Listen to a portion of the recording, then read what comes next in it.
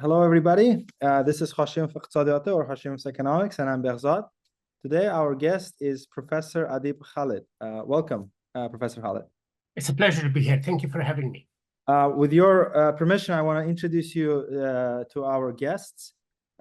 Professor Adeeb Khalid is a distinguished historian and a scholar whose extensive work has significantly shaped our understanding of modern Central Asia. Dr. Khalid's research studies deeply the history of Central Asia, focusing on region's cultural identity transformations, from the very early periods all upon until 20th century. Over the years, Dr. Khalid has been a recipient of numerous prestigious grants from foundations such as Guggenheim Foundation, the Carnegie Corporation, and the National Endowment for the Humanities, among others.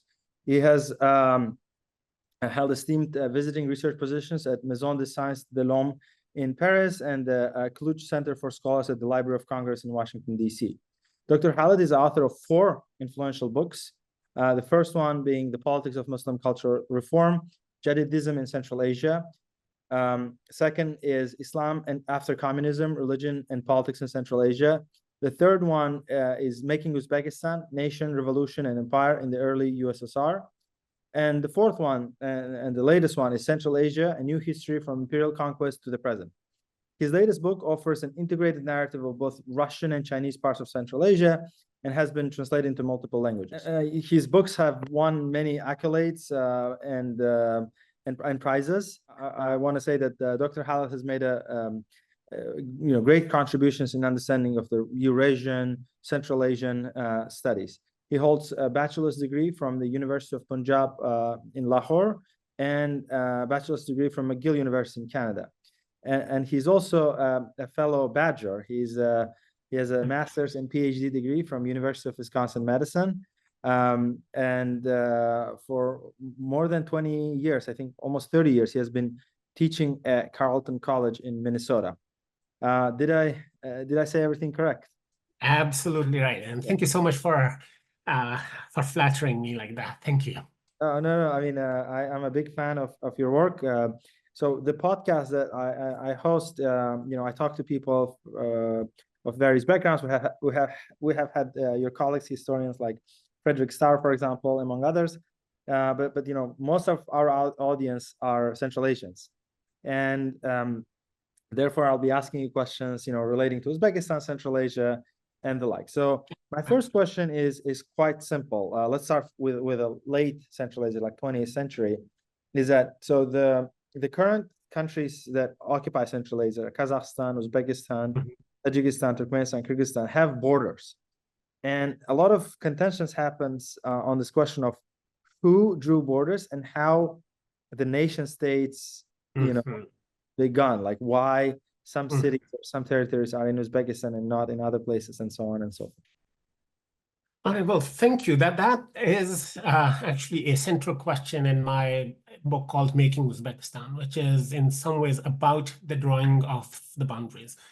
And this is in some ways one of the biggest myths in I would say contested question, but I think the mythology sort of overpowers everything else, that these boundaries were created completely at random by the Soviets or sometimes by Stalin himself. And in the non-academic narrative, Stalin figures very large, that he sat in the Kremlin and took a big pencil and drew these lines just to ultimately to divide and conquer Central Asia. And I think there is a lot of archival research people have done, including myself, but I was not the first one to do it, that sort of put lots and lots of questions on that narrative. But that narrative just simply won't go away no matter how much evidence you provide against it, because it's just too attractive a narrative that outsiders came in and completely, drew these random boundaries to divide Central Asia up and break its unity. I think that's there are elements of it that are in there, but ultimately the boundaries were created in the 1920s, in the early Soviet period, at a very interesting crossroads of different kinds of interests and different kinds of power. First, I think the idea of this divide and rule, that there was some great unity in Central Asia that was either pan-Turkic or pan-Islamic, and both terms are thrown around. I think we need to sort of examine that a little bit more closely. That narrative was often created by Central Asian emigres, Mustafa Chokai and Zeki Validi Togan being perhaps the most influential among them. That there was this unity that was then shattered by this.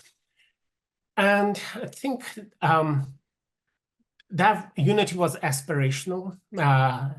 Togan, at that time, Ahmed Zeki Validi, Bashkir activist, was hoping to create a set of Turkic states during the period of the Russian Revolution. Mustafa Chokayev was the prime minister of a very short-lived experiment in government, the Turkestan Mukhtariyat, the autonomous government of Turkestan, that lasted 3 months, not even 3 months before it was destroyed by the Tashkent Soviet. So that unity was aspirational. It did not actually exist. The history of Central Asia, unfortunately, at that time was of, multiple emirs and khans that often had, fought with each other as much as anyone else. So the unity was not really there. There was an aspiration for it. But alongside that aspiration of a united Central Asia, there were other notions as well. And the idea of the nation, the millet, had emerged in Central Asia around the turn of the 20th century. And a lot of Central Asian intellectuals found it very appealing. The Jadids, about whom I wrote my first book, were sort of part of that group that found the idea of the nation to be a prerequisite for existence in the modern world, that people had to recognize themselves as a nation. That nation could be defined in multiple ways, and I think Zeki Validi's idea of a series of Turkic nations was one. Mustafa Chokai's idea of Turkestan as a millet was another one. But ultimately, as the idea of the nation emerged in the consciousness of Central Asian intellectuals, it came to be associated with language, with history, and Islam was always absolutely there, but it was language, history, and to a certain extent, way of life. That people who lived in cities and who cultivated the land were different from the nomads, for instance. And so here, ultimately, the Jadid's idea of a Turkestani nation ultimately came to really revolve around the historical legacy of Timur, who had established this great state with its high culture, and the language ultimately of that as it was spoken in the cities of Turkestan, which was, today we would call it Uzbek. And that was quite different from how, say, Kazakh intellectuals were beginning to imagine their nation, which was based on the legacy of basically nomadic Khanates of the Kazakh steppe, based on a language that was quite different, and Kazakh had come to be sort of codified and written down as a literary language well before 1917, and was quite different from the kind of Turkic that was spoken in Tashkent or Samarkand or Kokand or Andijan. And so there are multiple national narratives already there before 1917. What 1917, the Russian Revolution, does is creates new possibilities. And most of them are not really fulfilled. The revolution turns into state collapse, basically, and there is a civil war, I would say multiple civil wars that are happening in Central Asia. But in that, the Soviets establish their power. And here there are a number of local members of the party, Muslim communists, who are involved in that. For the Soviets, the problem is that it's a general pan-Soviet policy that's applied everywhere, that Soviet power should represent itself as local and not as simply another form of Russian rule. And they apply this in Ukraine, they apply that in Azerbaijan. And so that is one concern. And this is the general policy of Karenizatsia, of, I think it was translated in Uzbek as Milli Lashtirish at that time. So that's one. The other problem for the Soviets was not that there was some great Central Asian unity, but that Central Asia was too fragmented, and that Soviet power was really very weak. So one solution to that was to combine the whole idea of Karenizatsia with the idea of overcoming fragmentation, was to create... You're saying Karenizatsia or... No, Karenizatsia. Karenizatsia, okay, I see. Like making it like a roots. So this was a basic, very central policy in the early Soviet period, and it comes from Karenny Naselenia, the local population. So no, it's not so much the root, but it's to make, and that's why the translation in Uzbek at that time was Milli Lashtirish. Milli Lashtirish, yeah, I see. And Razmezhevание, but yeah, okay. So the Razmezhevание comes out of this. Yeah.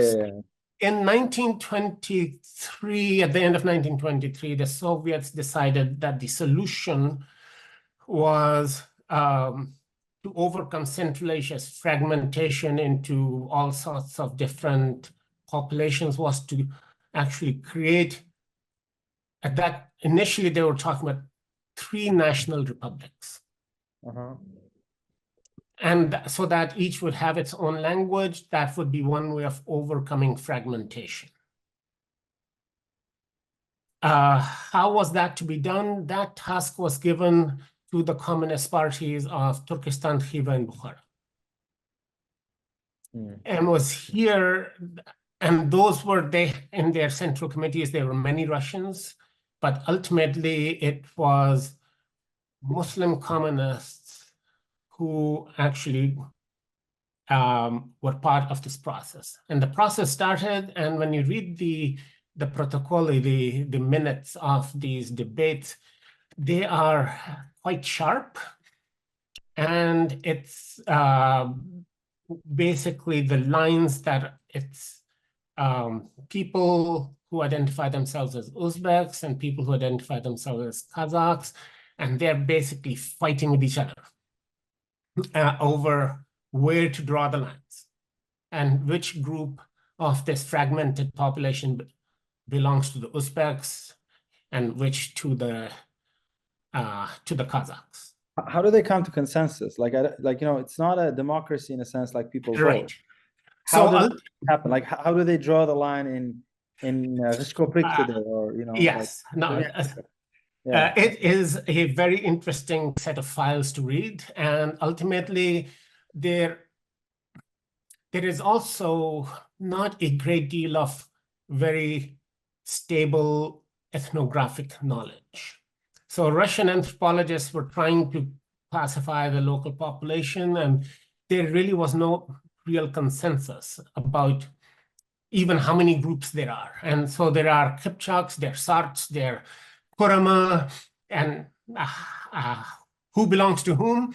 Ultimately, this was a political decision in which the Russian and the head of, there was something called the Sredas Bureau, the Central Asia Bureau of the Communist Party.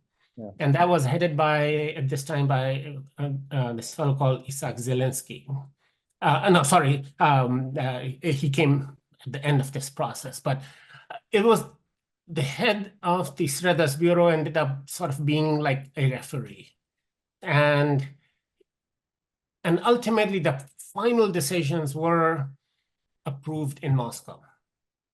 So the Sredas Bureau was a part of the Central Committee in Moscow, right? It was its agent, basically, its agent on the ground. And it was, then they were the arbiters. So like, let's say Kazakhs want to draw this way, Uzbeks want to draw that way, and so on. And then the person who calls the shots is the head of Sredas Bureau. They were drawing it like just to understand like the context. Is it true they were drawing it in Tashkent in a cinema theater? That I don't know where the meetings were. Okay. It might have been in a cinema theater that was taken over as the headquarters of the Sredas Bureau. But it was basically three different central representatives of the three different central committees were meeting together with these sort of arbiters. Who are the central like which the Kyrgyz or is it? So one of the three parties are the parties of the territorial entities that existed, which is Turkestan, Bukhara, and Samarkand. Okay. I mean Bukhara and Khiva. And it was a very interesting process because first the Khivans said, our republic, it was the Khwarezm People's National, KNSR, right? Yeah, KNSR. Yeah. Right. So that our republic is a integrated economic unit. We don't want to split it. And just for our kind of listeners, the borders of Khiva, KNSR, Khivynskaya Narodная Республика, included like modern day Turkmenistan, Karakalpakstan, and parts of Kazakhstan, right? Like it's like a west and southwest of Central Asia as we speak. Yeah. Right. It was basically the delta of the Amudarya and on the southern shores of the Aral Sea when the Aral Sea was. Yeah. But it also includes the territory between Aral and Caspian Sea, right? Or no? There are some. So there are maps of that. There are maps. I'll put it up in this video. Two of my books have maps of this. There was also some people in Fergana said that Fergana should be its own republic and not be divided up because it's an economically integrated space. But no one. But those are marginal views that were very quickly rejected. Ultimately, the plan for what should be Uzbekistan was drawn up actually by the Central Committee of the Communist Party of Bukhara and was actually written by Faizullah Hujayev. Yeah, so let me interrupt you because I just want to get like the timeline straight. So Bukhara National Socialistic Republic, Khiva National Socialistic Republic, and Turkestan National Socialistic Republic. Turkestan was a Soviet republic, actually. Officially, it was called the Soviet Socialist Republic, and the other two, which were established in 1920, when the Emir and the Khan were basically overthrown. And then they were called Khalq Shura Jamhuriyat, People's socialist republic, not a Soviet social, which for the Soviets was a very important distinction. Yeah. So, just let me repeat that. So it was Khiva National Socialistic Republic. Khivinskaya Soциалистическая Республика in Russian, and Khiva Milli Sotsialistik Cumhuriyeti, right? Is it? The term at that time was Shuralar Cumhuriyeti. Shuralar Cumhuriyeti. Okay. And so those three. Sorry. Okay, let's go back. Yeah, they were Soviet but not socialist. So Turkestan they were Soviet but not socialist. Sorry, then I made a mistake. So yeah. So Milli Shuralar Cumhuriyeti. Yeah, I see. People's Soviet Soviet Socialistic Republic, right? Yes. Okay. Yeah. So and the logic behind that was that the revolution had been more thorough, whereas Bukhara, which was where the Amir ruled until September 1920, and in Khiva, which was a Khanate until February of 1920, their social forms were more backward. So they were not socialist, but they were run by Soviets. I see. So representatives of those three places are coming to Tashkent. They are communist parties. They're communist parties. They're coming to Tashkent to draw the borders. To debate about, yes, where to draw the borders. Yeah. And then the arbiters are Sreda's Bureau of Central Committee of Communist Party that are agents of Central Committee in Central Asia. Right. They come into one room or something, or like one building. They're sitting in, yes. I heard the rumor that it was in a cinema called Vatan in Tashkent. I'm not sure which is true or not. That I have not heard, but I don't remember off the top of my head where the offices of Sreda's bureau were, and I would imagine the meeting would have been there. But I can go back and see if I have copies of some of these documents, and if they say anything about where they were meeting. Okay, and then so they come in, and then they discuss it. And we end up with the current borders of Central Asian countries, more or less, More or less. Yeah, but kind of interestingly, both Khiva, Bukhara, and Tashkent, they end up in being called like Uzbekistan. Yes. But like the other parts of most of Khiva is now a Turkmenistan, basically. Right. A lot of parts of Bukhara became Tajikistan in the 30s, and a lot of parts of Turkestan is now Kazakhstan and Kyrgyzstan. Right. So how does it work that how can I say, if you think about it, if this three come and then they have to like push it in three different directions, but they somehow push it into one direction, made it Uzbekistan, and whatever is not Uzbekistan is other republics. How does it work? Like I just don't understand. Like my take would be Khiva would say, oh, this is Khiva. Bukhara would say Bukhara, and then Turkestan would say, no, this is Turkestan. And like they would argue on whichever Samarkand should go, but they end up getting less than some three, right? Like how does it work? How does that work? That is in some way. So that's the argument I have in making Uzbekistan. Yes. Chapter 8 and 9, especially if you want to. That ultimately the idea for Uzbekistan was drawn not by the Communist Party of Turkestan, but of Bukhara. And was Fazlullah Khojayev, who was also a friend and a disciple of Abdurrauf Fitrat, who sort of came up with this idea that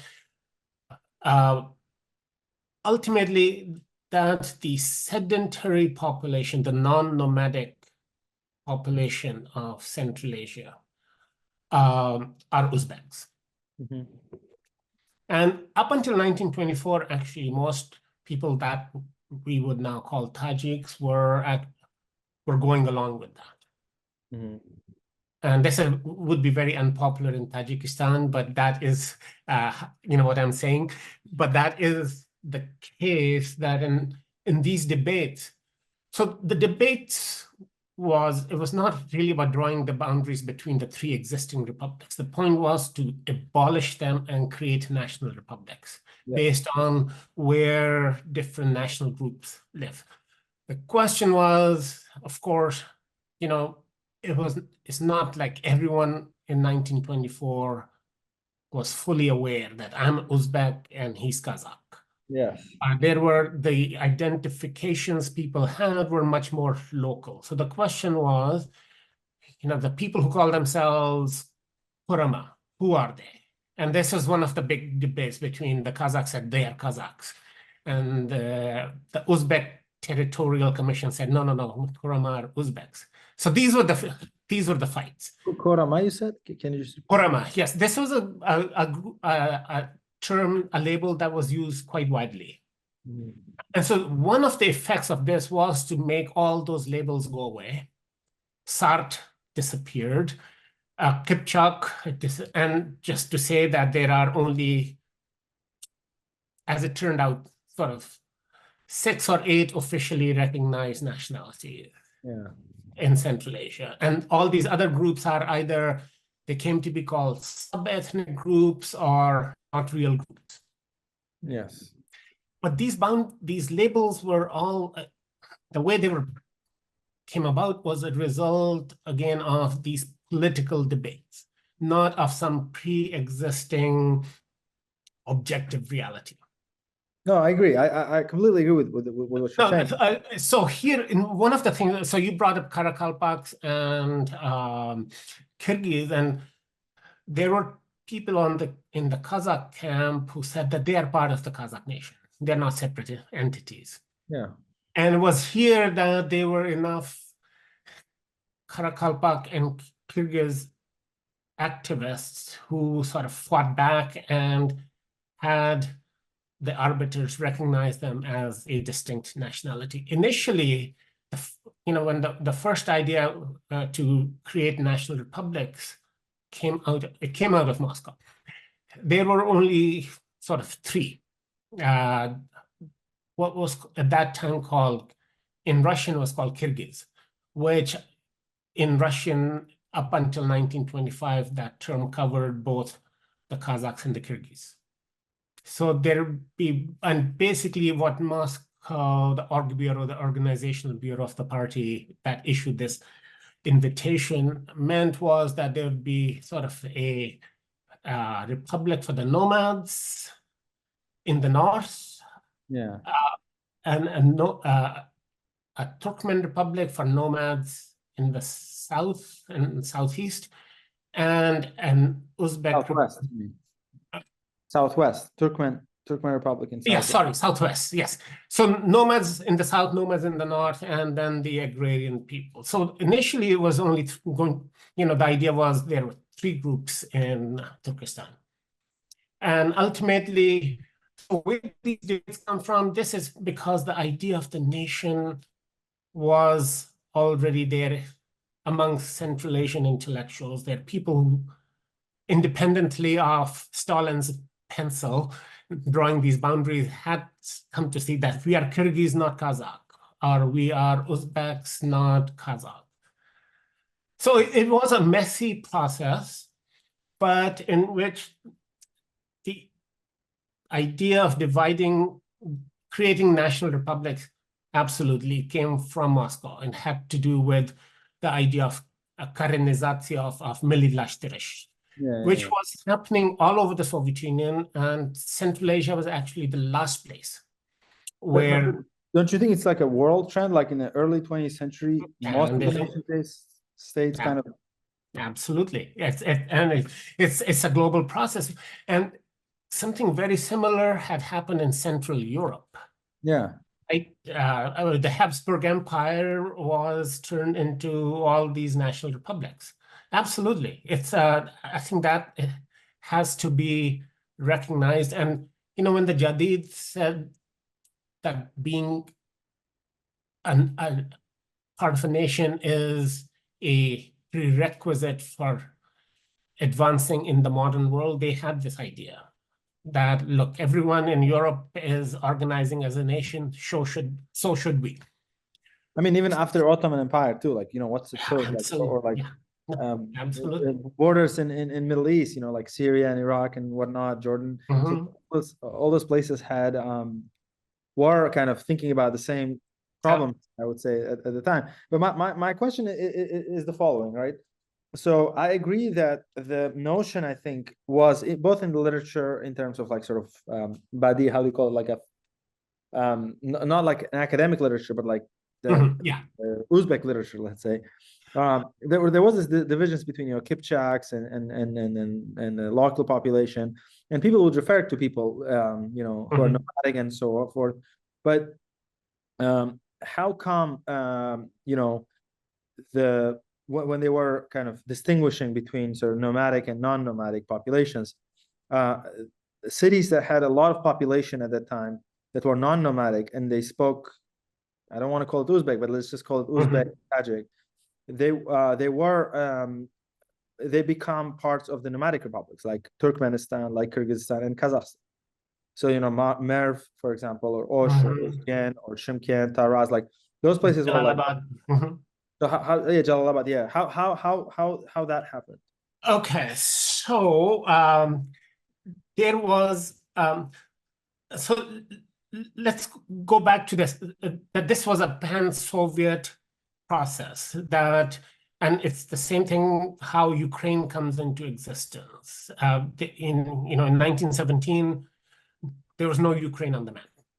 There were 6 Ukrainian-speaking provinces, but there was nothing called Ukraine, right? This was sort of a set of policies that the Soviets had. And one of those was that republics should be homogeneous, nationally homogeneous, speak a single language, but they also need to have administrative centers. Okay. And those are cities, and cities are often distinct from their hinterland.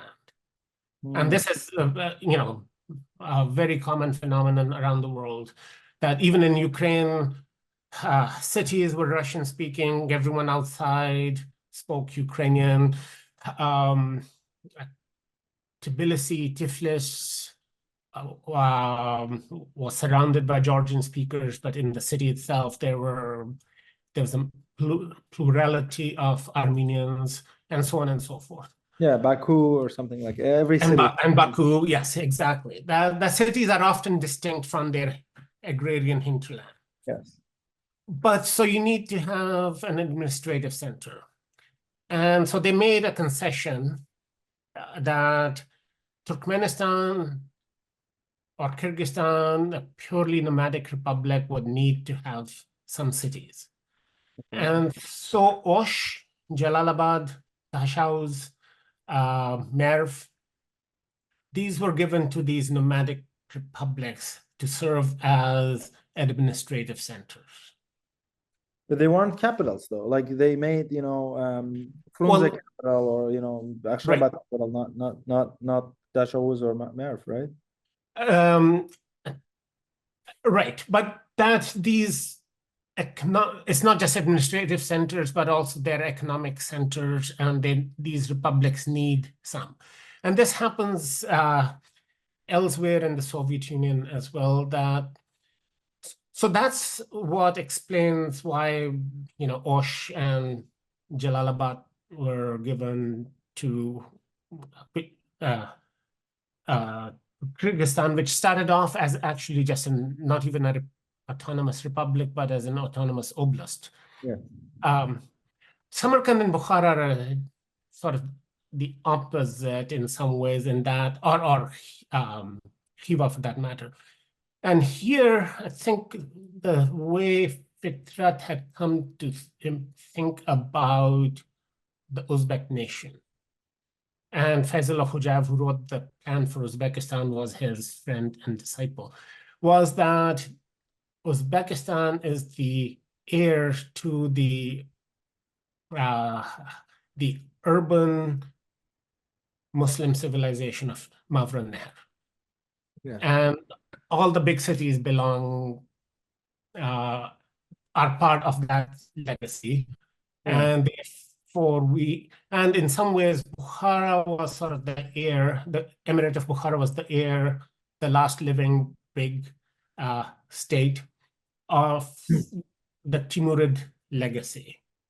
And in some ways, what you can see when you look at the map and have that map in Making Uzbekistan, that Uzbekistan is in some ways like a greater Bukhara. Which is not a surprise that it was the Bukharan Communist Party that formulated the project of making, and the document says the proposal for creating an Uzbekistan on the basis of Bukhara. And so Bukhara came to actually acquire a lot of the territory that it had lost to the Russians in the 1870s and was renamed Uzbekistan. And there was at that time all the Muslim intellectuals of Bukhara and Samarkand, even when they were Tajik speaking or Farsi speaking, largely identified with this project. It was only after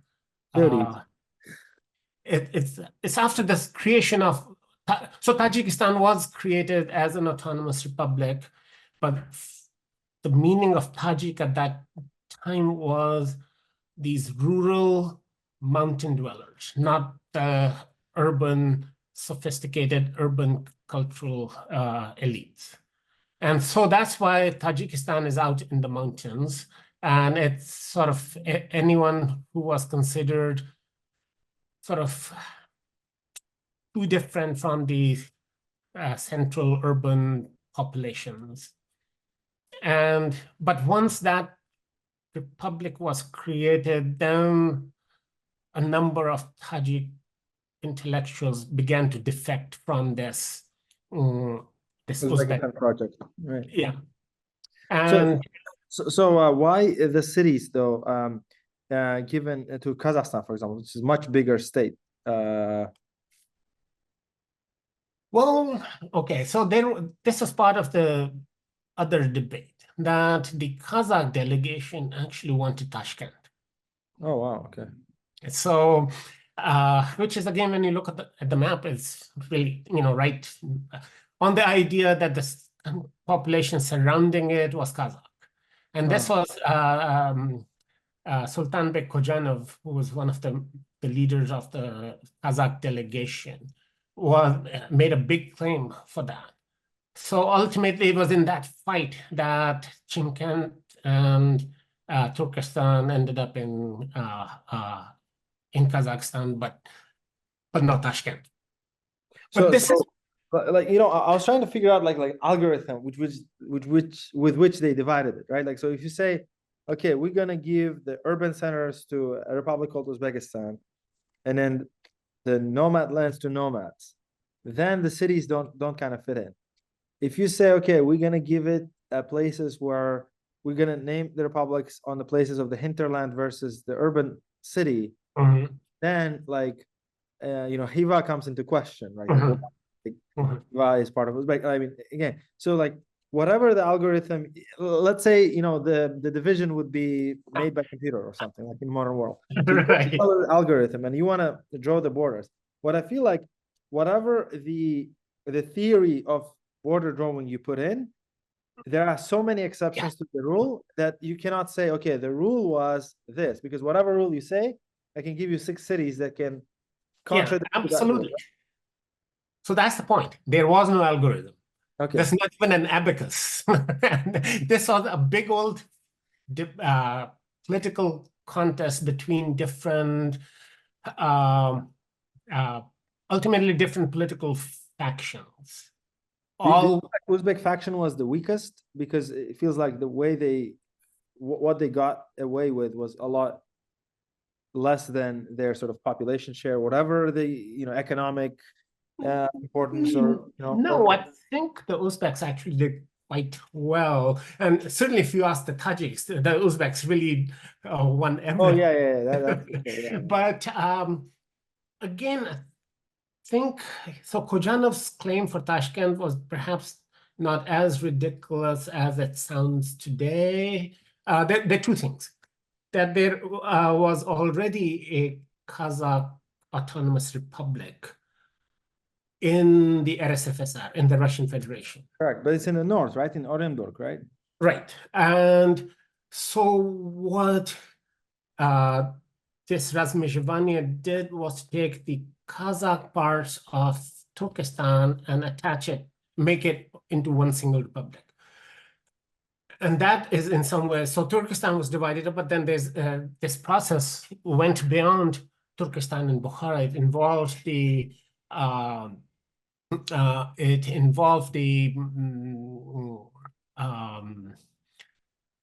the territory of the former steppe Krai, the Governor General of the steppes, which was formerly part of the Russian Federation. So the Russian Federation lost some of its territory as well.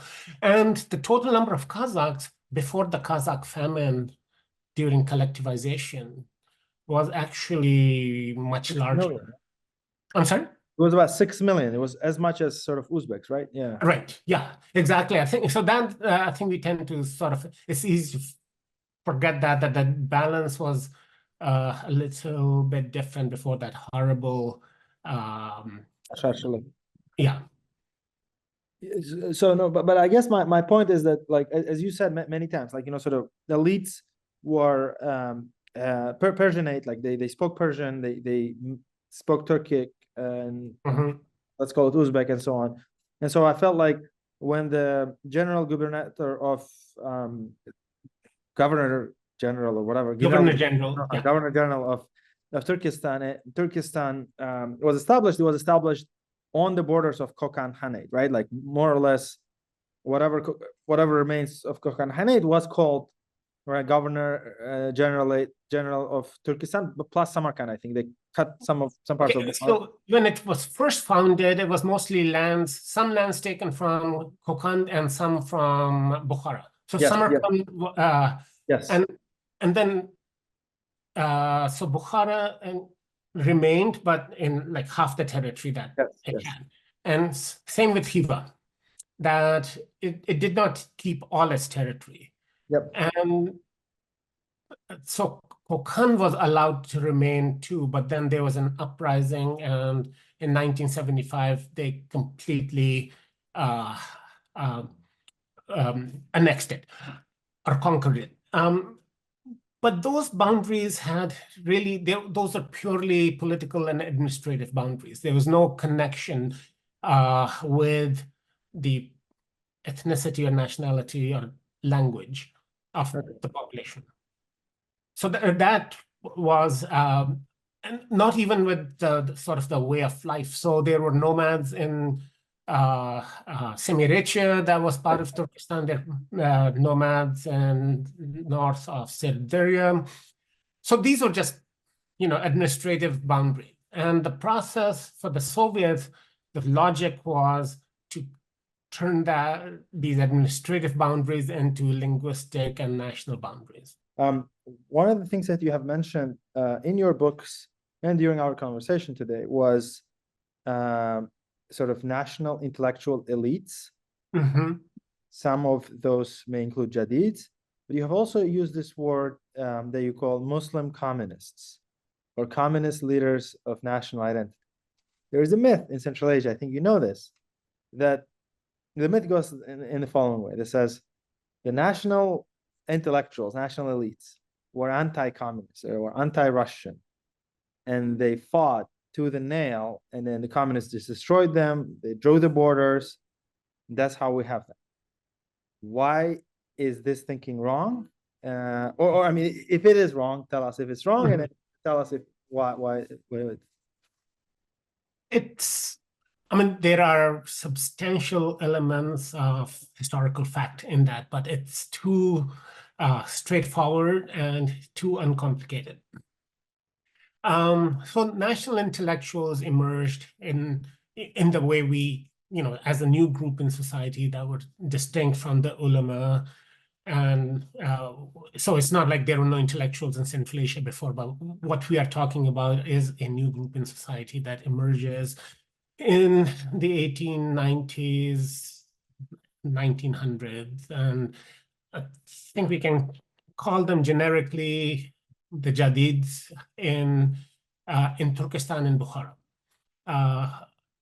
Among the Kazakhs, the process was a little bit different, where I think people of the Kazakh aristocracy began sending their sons to Russian schools a little bit earlier. And the Kazakh intellectual elites had a somewhat different profile, I would say. They were much more comfortable in Russian. But let's talk about Turkestan and Bukhara. And here, to say that they were anti-Russian would be an oversimplification. They knew that they, as a group, as an elite, were in a fairly weak position. Their numbers are not very large. And I think sometimes today in Uzbekistan, when we talk about the Jadids, we sort of forget that their numbers, it was still like a new elite, and their numbers were quite small. And they had challenges from other groups in society. Many of the ulama didn't like them. A lot of other people. When you say ulama, you mean like religious, religious, like imams, or like actual people who are like writing books? People with Islamic education, people who are writing books. Many of them are imams, but they also work as muftis and qadis and mudarrises. They teach in madrasas. They have enormous, a lot of them are ishans as well. So they have following of, as Sufi ishans, they have all sorts of followers. And they have a lot of social capital, a lot of influence in society. And many of them were not convinced that we need this kind of change that the Jadids were talking about. But also many merchants, many people who became rich through trade, especially in the cotton economy, not all of them were necessarily convinced that we need to adopt all these new things that the Jadids are talking about. So the Jadids were a small group. And I think ultimately, yes, the idea of national independence was in their minds. But it seemed so far away, before 1917, that much of what they were writing about was how to prosper in the conditions that we find ourselves in. And so working within sort of the Russian Empire, and often when you read Jadid literature, yes, of course, there are reasons why they could not be critical, but ultimately they present Russians and Europeans largely in a very positive light as something that we need to emulate rather than reject. So I think this idea that the national intellectuals were completely anti-Russian is very problematic. And then in 1917, once the Tsar, in February, not at the end, but when the Tsar abdicated and the provisional government declared everyone an equal citizen, then the Kerensky's Kerensky, or actually before Kerensky became prime minister, but yes, so the Tsar he stepped down, and then he's replaced by a government composed of the members of the Duma, which then in its first weeks issued a number of very sweeping decrees that made everyone an equal citizen, gave them an equal vote, including women. Yeah. And that is a really radical thing for 1917, when women could not vote in the US. Or most of Europe, they couldn't vote as well. I'm sorry, what? In most of Europe too, right? And most of Europe. So this was really something quite radical. So the promise of complete equality in a liberal democratic Russia was what drove the Jadids for most of 1917. That promise never came about. That's a different matter. But in 1917, the idea, so the question was not of independence, but of autonomy within a federal Russian republic. And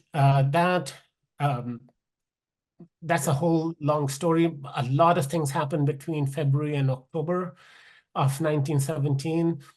But that promise never actually went away. When the Jadids declared the autonomous government of Turkestan, the Turkestan Muhtariyatı, that was in the framework of the February Revolution. That this is an autonomous republic of Turkestan. It did not include Bukhara.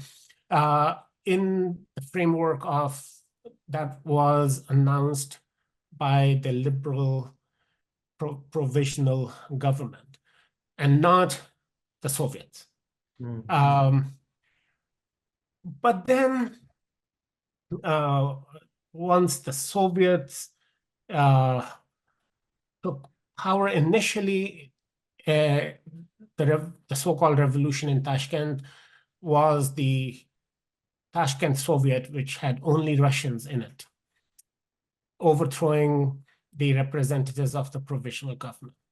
Yes. And was quite exclusionary. It said that the local population has no proletarian organization, so they cannot be part of a revolutionary government.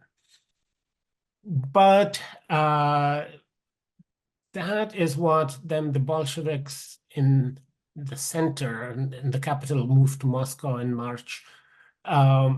They actually pushed against that, against the Tashkent Soviet, and said, no, you have to have the local population in your organs of power.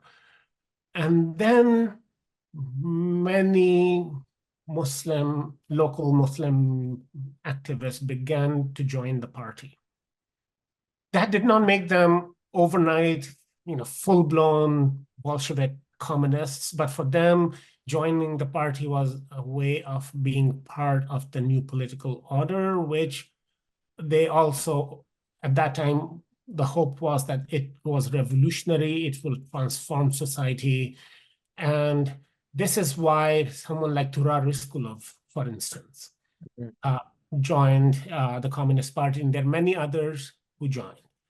And for some, all right, so there are a lot of people Muslims joining the party. Some of their hopes did not come through, and what I'm working on right now is trying to explore what was the scope of activity these Muslim communists had in the party organization. And there were all sorts of, the Russian, European leaders. They were not just Russian, they were Georgians and Armenians and Ukrainians and Jews and Poles. Also, they tended to think that these Muslim communists are not very ideologically firm. And so but nevertheless, they were in the party. There are others, some Jadids joined the party, others never did. And then in Bukhara, where the Jadids were called the Young Bukharans, when the Soviets overthrew the Emir when the Red Army overthrew the Emir at the end of September in 1920, who was going to run the new this People's Soviet Republic? So they took the Young Bukharans, and there was a very small Bukharan Communist Party. Formally, they merged them. And so the Young Bukharans became members of the Bukharan Communist Party. So is Faizullah Khojayev one of them? And Faizullah Khojayev was the head of them. But what does that mean that the Young Bukharans became communists? So they became formally members of the Bukharan Communist Party, but whether, in what ways were they the communists and what did being a communist mean to them. That is something that we need to think about. So it's not like Fazlullah Khojayev overnight became a complete, mastered all of Marxism, Leninism, and read everything by Lenin and became a devoted communist. Is that for local Muslim Central Asian communists, they had their own vision of what the party should do for them and for their society. And that is something we need was to... like an objective reality that kind of was thrown at them, and they had to like deal with it coming up from their political constraints. Absolutely. Somewhere I call them accidental communists, because some of these old Bolsheviks had been working in the underground for 20 years, and they had read everything, and in Central Asia, that was simply because before 1917, there was, for the Jadids, socialism was this crazy divisive idea that was not right for them. Yeah. And beyond that, socialism really had no traction among the Muslim populations. The intellectuals didn't like it, and for the rest, it meant nothing.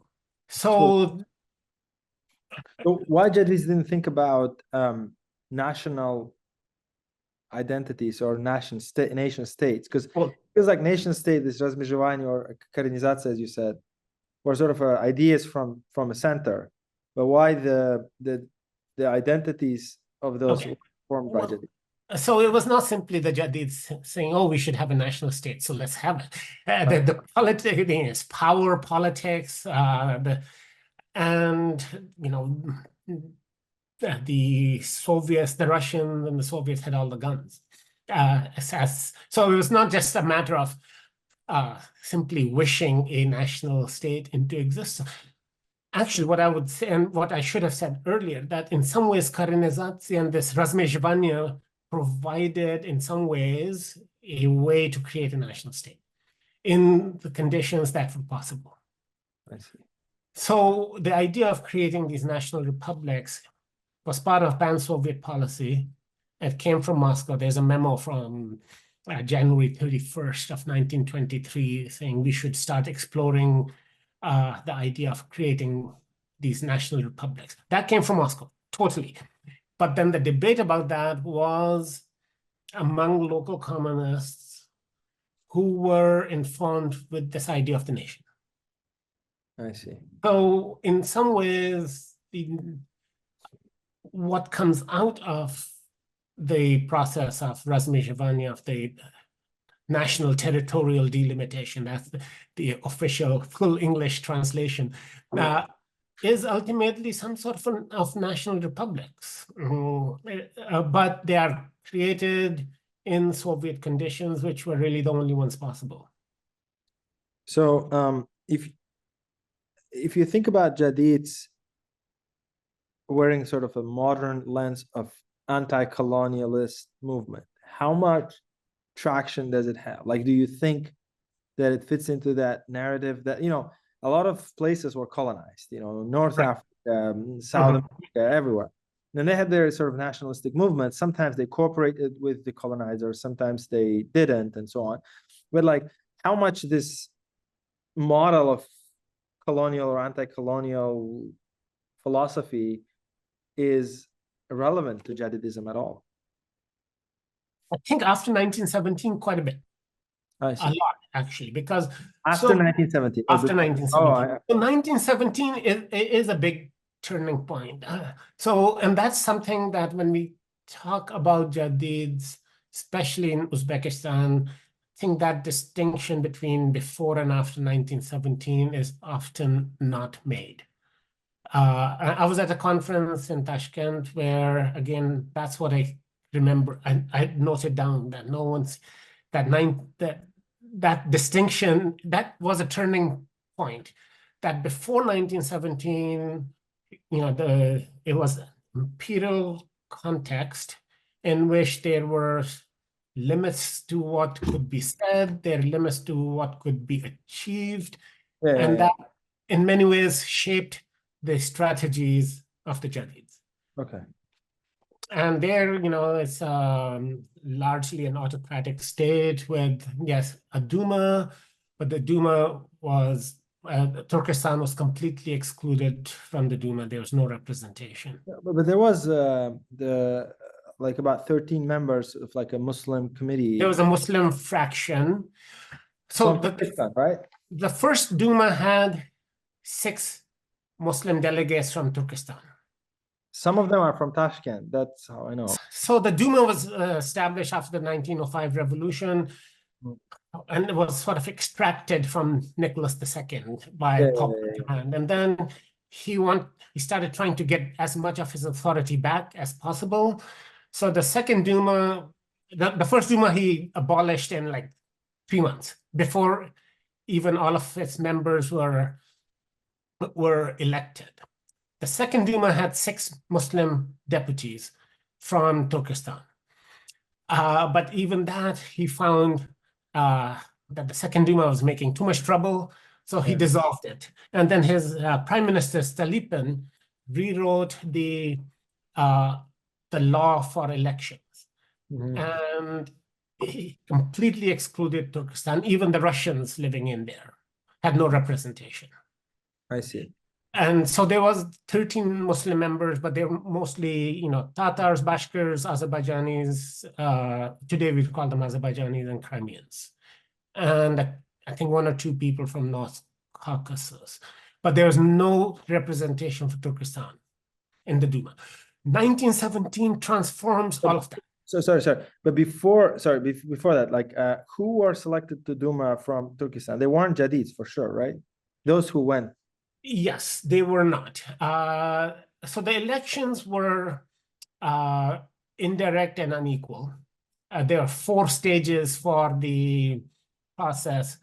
And so you had to have property. And then you elected electors who would then meet and choose one person. So this was meant to be conservative and, a very limited franchise. And then Russians voted separately, Muslims voted separately. And this was, again, similar process all over the Russian Empire, but especially in Turkestan, it was especially diluted. And so you had to know Russian to be elected, though I think at least 2 of the Turkestani delegates did not know any Russian. Do you know the delegates' names? Or I have them, not off, but I guess I have them in my... So you read their biographies, you're saying? Like I've read their biographies, yes. And they did not seem to do very... In the few weeks they were in the Duma, they, I think, spoke 2 or 3 times, at least in the written record. I've seen now some pictures of them as well. So these are, my first book had a section on the elections, and none of them were sort of of the group that we would sort of call the Jadids. Yeah. So, and then you're saying in 1917, this was the actual time where they crossed this bridge of I think beginning with the provisional government, making everyone an equal citizen and giving them an equal vote, the parameters, the possibilities just completely expanded, right? And then some of that was destroyed by the Bolsheviks, but then they created their own new possibilities. So, and for the Jadids, there is a big shift in their outlook. So take my favorite Jadid, the most influential one, Abdurrauf Fitrat. In 1911, he had written the Munazara, which an Englishman debates, has a debate with this Mudarris from Bukhara, and the Bukharan is the negative character and is the Englishman who's saying you need to achieve progress, and this is what Muslims need to do. So he was sort of Fitrat's mouthpiece. And in his other writing, there's another, the Bayanat-e-Sayyah Hindi. There's an Indian Muslim traveler in Bukhara who is basically, provides a critique of what's wrong with Bukhara and what needs to be done. And he's not an Englishman, but he's also sort of, representative of progress. And so the general Jadid outlook up until 1917 was that Europe is a model of progress, and we should emulate. Europe. And then in 1917 and 18, with the Russian Revolution on the one hand, the defeat of the Ottoman Empire on the other, there's a sense that the Muslims in this world are about to lose everything. And so we need to do something much more radical and drastic. And so for the Fitrat's own ideas shift, he becomes anti-colonial and anti-British. He has, in 1920, he writes these plays called Hind Ihtilal, which is about Indian revolutionaries rising up. Like how do you call the rebellion of Sipais, right? Or no, something like that. No, it's actually, that was back in 1857. This is about sort of people about the glories, about how noble national liberation is, and the villains are the British. Oh, I see. Okay. And so there are two things about that. So for the Jadids, for many of the Jadids, and not just the Jadids, the Russian Revolution was in some ways an anti-colonial moment. That it was a way for liberating yourself from colonial rule, because the Bolsheviks had overthrown the Russian Empire, and they themselves were sort of casting themselves as the leaders, not just of a revolution in Russia, but of a global anti-colonial revolution. And they didn't think about Soviets as being colonialists as well, right? Not at that time. So I think this is, or some perhaps did. But again, I think the revolution and Soviet rule had multiple meanings. And one of them was an anti-colonial one. And there is this also the fact that many people outside the Russian Empire saw the Russian Revolution is a path to their own national liberation. So between 1918 and 1923 and 24, there were lots of people in Tashkent from neighboring countries and not so neighboring countries trying to plot revolution. And there were a number of Indians who were almost all of them Muslims from what is now, and they mostly came from what is now Pakistan, who showed up in Tashkent. And there was an Indian Revolutionary Association that was established in Tashkent because they thought that the Soviets would help them overthrow British rule. Oh, wow. And so when Fitrat was writing about the Hind Ihtilal, he actually had these people in mind. So they were actual Indian revolutionaries in Tashkent. The Soviets were sort of friends of them because they shared this anti-imperialistic. Yeah. Okay. Yes, and that's why Enver Pasha shows up in the Soviet Union, because he's anti-British. And there are all sorts of other. So this is also the period when the Turkish Republic does not exist. The Ottoman Empire is defeated, and it's been. And this is just when the beginning of the national movement that was led by Mustafa Kemal Atatürk. So in these years, everything is completely uncertain. Yes.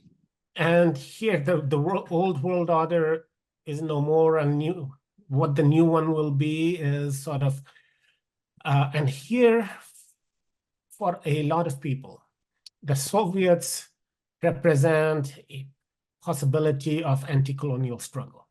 Now, often they did not really know what actually, so these Indian revolutionaries did not know the ins and outs of what was going on in the Russian Revolution or in the Soviet government. For them, it meant a possibility of assistance in overthrowing British rule in India. Yeah. And there are all sorts of people from Anatolia, from Turkey, who are around in Tashkent, again, hoping for some sort of anti-colonial, anti-British alliance. And it did not sort of work out ultimately, but I think it's important to remember that the Russian Revolution was seen by many people as an anti-colonial moment. And then the Soviets weren't seen as imperialists themselves, as a colonialist of Central Asia, right? By the Jadids. How they, like, the modern interpretation, at least in modern Central Asian republics, both the Soviets and Russian Empire are the same. They're both colonialists with different flavors of that. Like, that's how they at least treat it today. Right. It wasn't the case, you're saying, in the 20s, right? Well, and it's a question of how they were seen, and to a certain extent, we could say by whom they were seen. No, but I mean by Jadids, by the Jadids. And again, for the Jadids, if you expand that to include, all the Muslim communists, some of whom actually had not been active in Jadidism before 1917. I would say that a lot of them had reservations about how Soviet rule was actually being implemented. But many of them also thought that it could be improved. So let me go back for a moment and explain what I mean here. That there were Russians, settlers in Turkestan. Most of them were in the cities, except in Semirechye, what is now Kyrgyzstan and the southern part of Kazakhstan, where there were peasant settlers. So when the revolution happened, all the Soviets were mostly these Russians, right?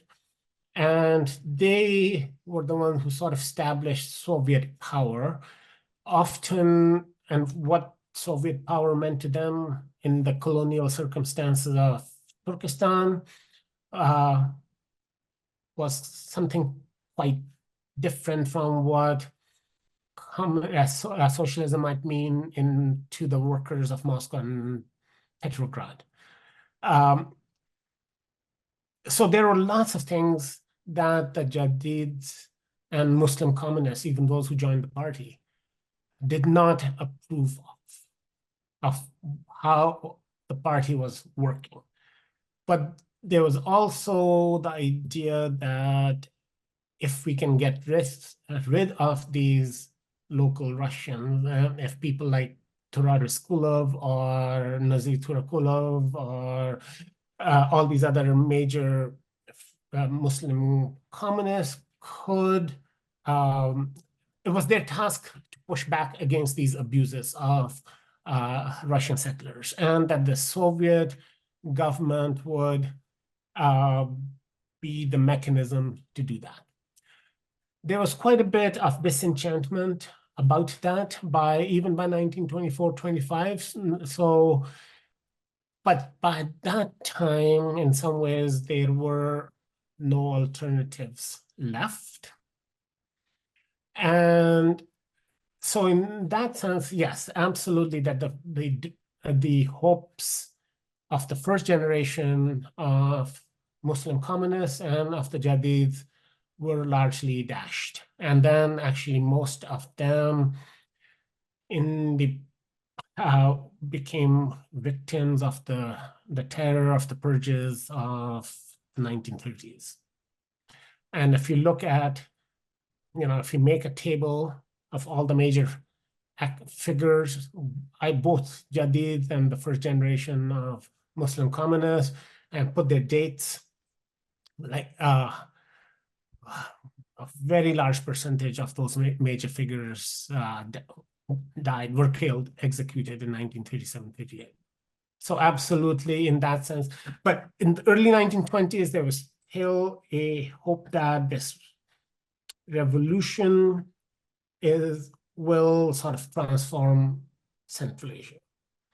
And there were other aspects of the revolution, this idea of, equality, public education, modernity, modernization, that the Bolsheviks and the Jadids did share.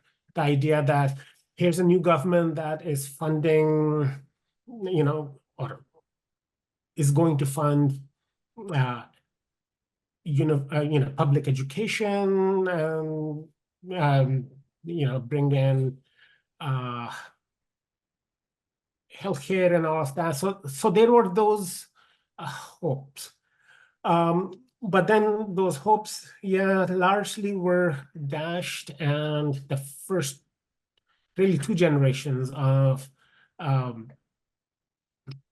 activists really were destroyed by the Soviets in 1937, 1938. So how popular was the Soviet rule early in its establishment? And was it more popular in the rural side, or was it more popular in the cities, among intellectuals, or among... How would you think about this? Yeah, I mean, I'm not sure popular is perhaps the best way, in the sense that, cannot really measure who's any of... Let me redefine it.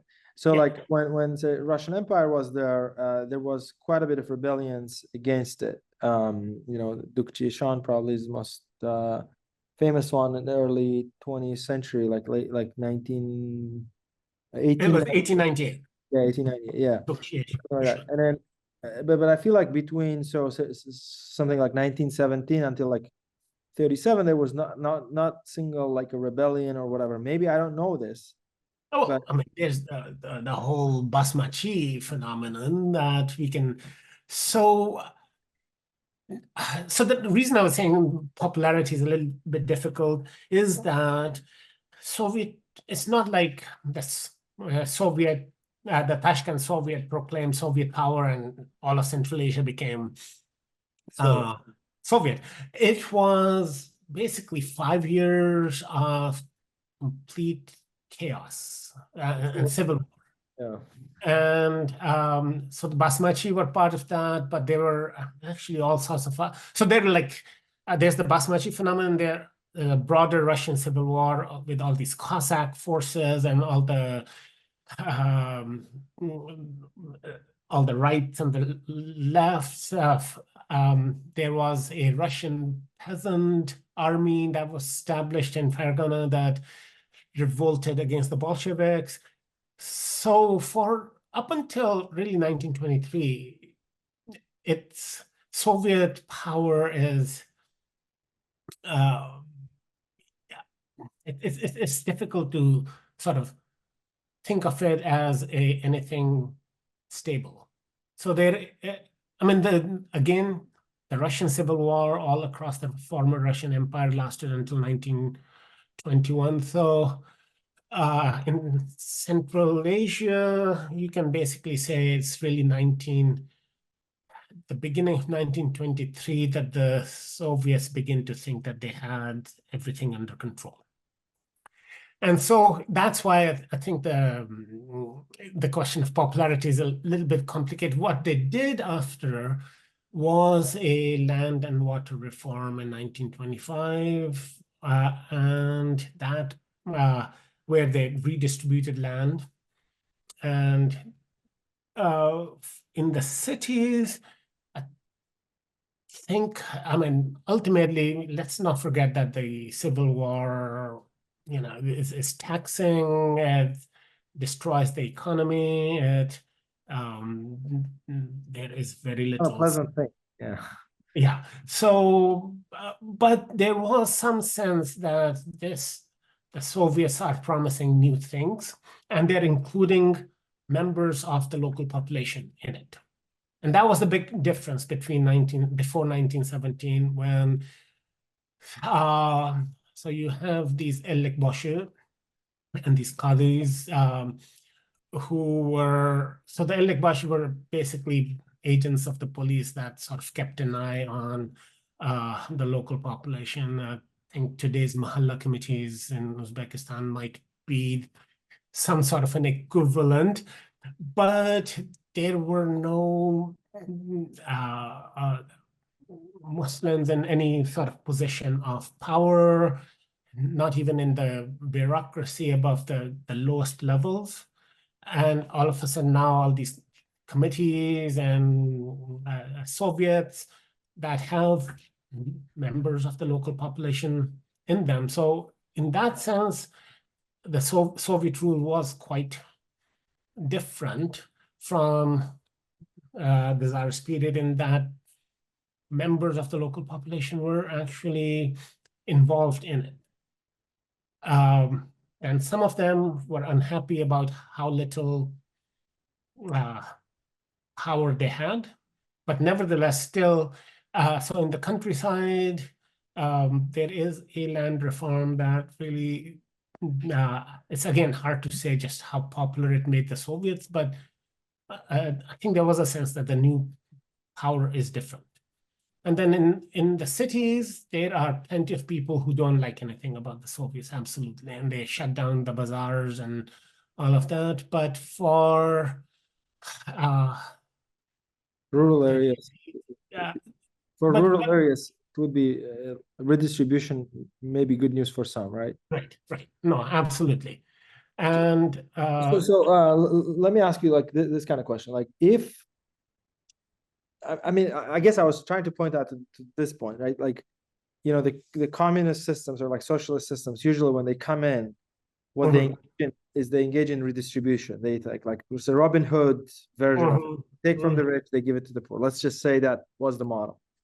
And in that kind of situation, it would be the elites, the former elites would be disgruntled, but like new elites that are establishing, you know, the people who are in the rural areas, that would be really happy about it. And so there would be, let's say, popularity among the rural elites, sorry, not elites necessarily, but like rural population, both nomadic and but also even in the cities, like the poorer people would be happy because they get a piece of land or piece of property they didn't have before. But people who actually had property or businesses or lands and so on, they would be the most disgruntled. Can we say that happened or not really? I think yes, on the whole, yes, that is true. But then you also bring in, you know, sort of the youth and other sort of people involved, you know, so intellectuals for whom the sort of the promise of transformation of a bright future mattered a lot. But there's this class component. What I was thinking is, oh, the class component is there, but it's not, and it's largely there. But there are, I think, these urban intellectual elites that can find in this promise of a new path to development and modernity that Soviets may bring. Yeah. So what I'm trying to get is this. So a lot of intellectual elites were from like well-off families. Like there aren't so pure, like we can't say they were like a poor people who became Jadids. Like most of them were very well off. Absolutely. Not before 1917. Yes, absolutely. Yeah. And so then they see that their class is being destroyed by the Soviets, right? Like, you know, their peers, their fathers, friends, or like this rich people are getting their lands off taken.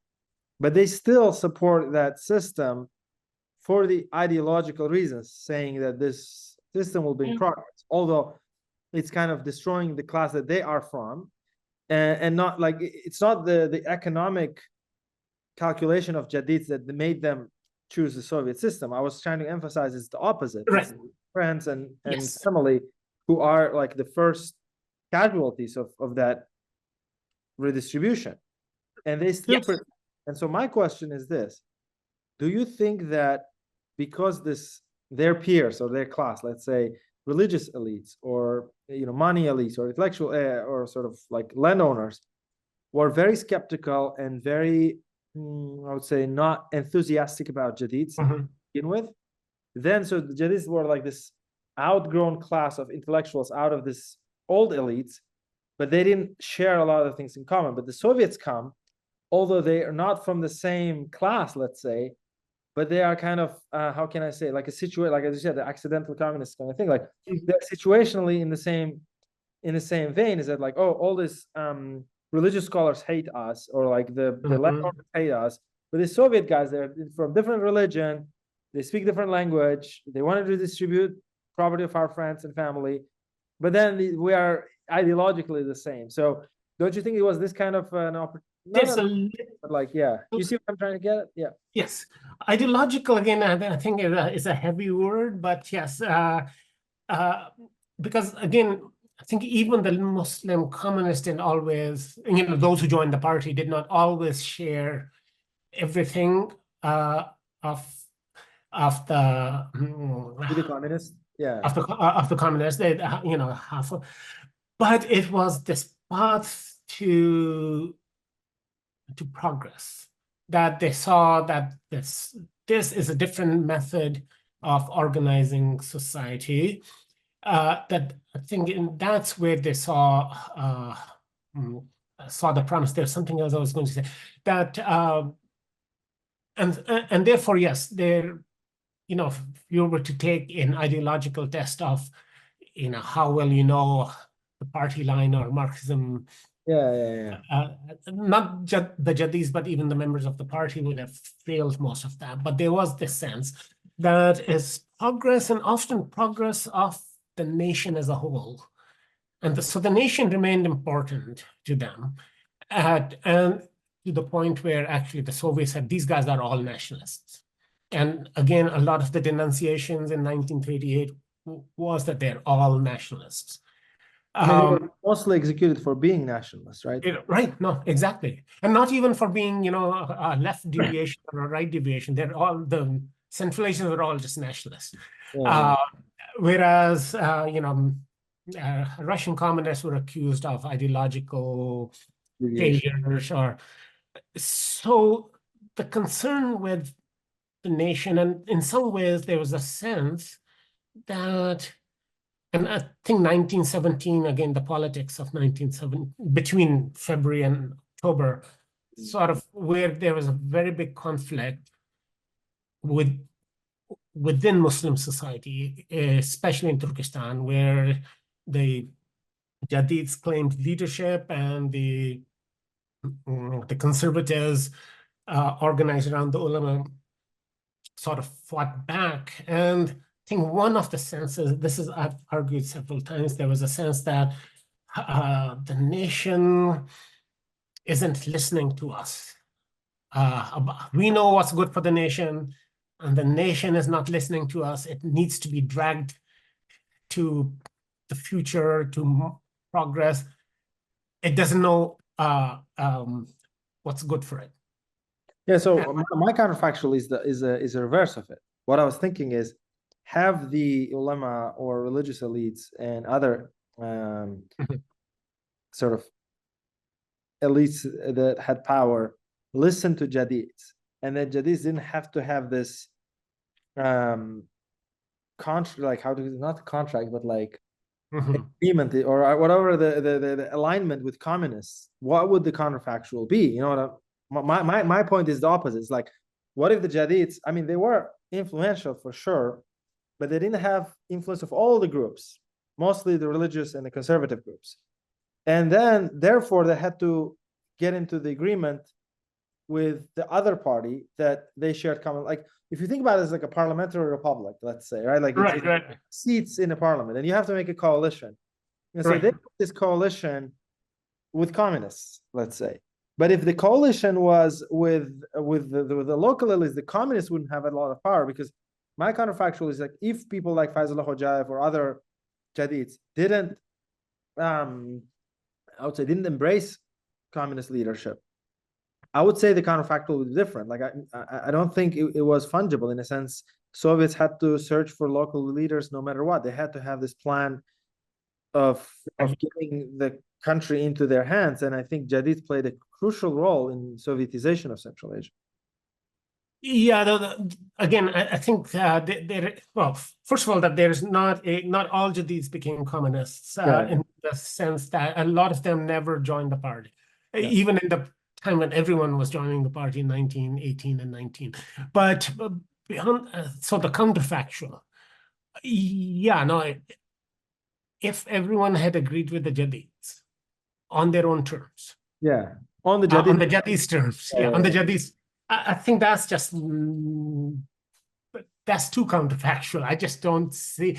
No, I know it's a fantasy world, but what I'm trying to say is that we are living in another fantasy. Like, Jadids having agreement with communists is also a hell of a take, but it happened, right? Right, but I think that's where I think there was the fascination with modernity and progress was what was behind that, and that is what the Jadids and the Bolsheviks in many ways shared. And there were the opposition to the Jadids within Central Asian society, within Turkestani society or Bukhara, was basically did not have the same vision of that modernity and progress were absolutely necessary. So I think if the Jadids were just out of the picture, if the Jadids had not even existed, then what would have happened? And I think in some ways what we have is the one topic we have not really talked about very much is the Basmachi. They are in some ways the other alternative, where they had no investment in any ideas of progress, and they occasionally talk about the Vatan or the Millat, but again in very different ways than the Jadids. A lot more tribal than Jadids. And they're much more local. And their vision of their horizons were really all very local, and they've fought as much with the Jadids. So the fractures were there in Central Asian society, right? And that's why the whole idea that we started off with, that the Ras-Meshivania was divide and conquer is problematic, because there are lots of fractures in Central Asian, and all societies have fractures. And then when you have these times of massive upheaval, those fractures come to the fore. So my take then is this: let's call, I don't want to call them Basmachi, but let's call them Basmachi. Let's say the olden people, like the religious elites and so on. They wanted things to be the same. They wanted Emir to be there. They wanted to do their serving and whatnot.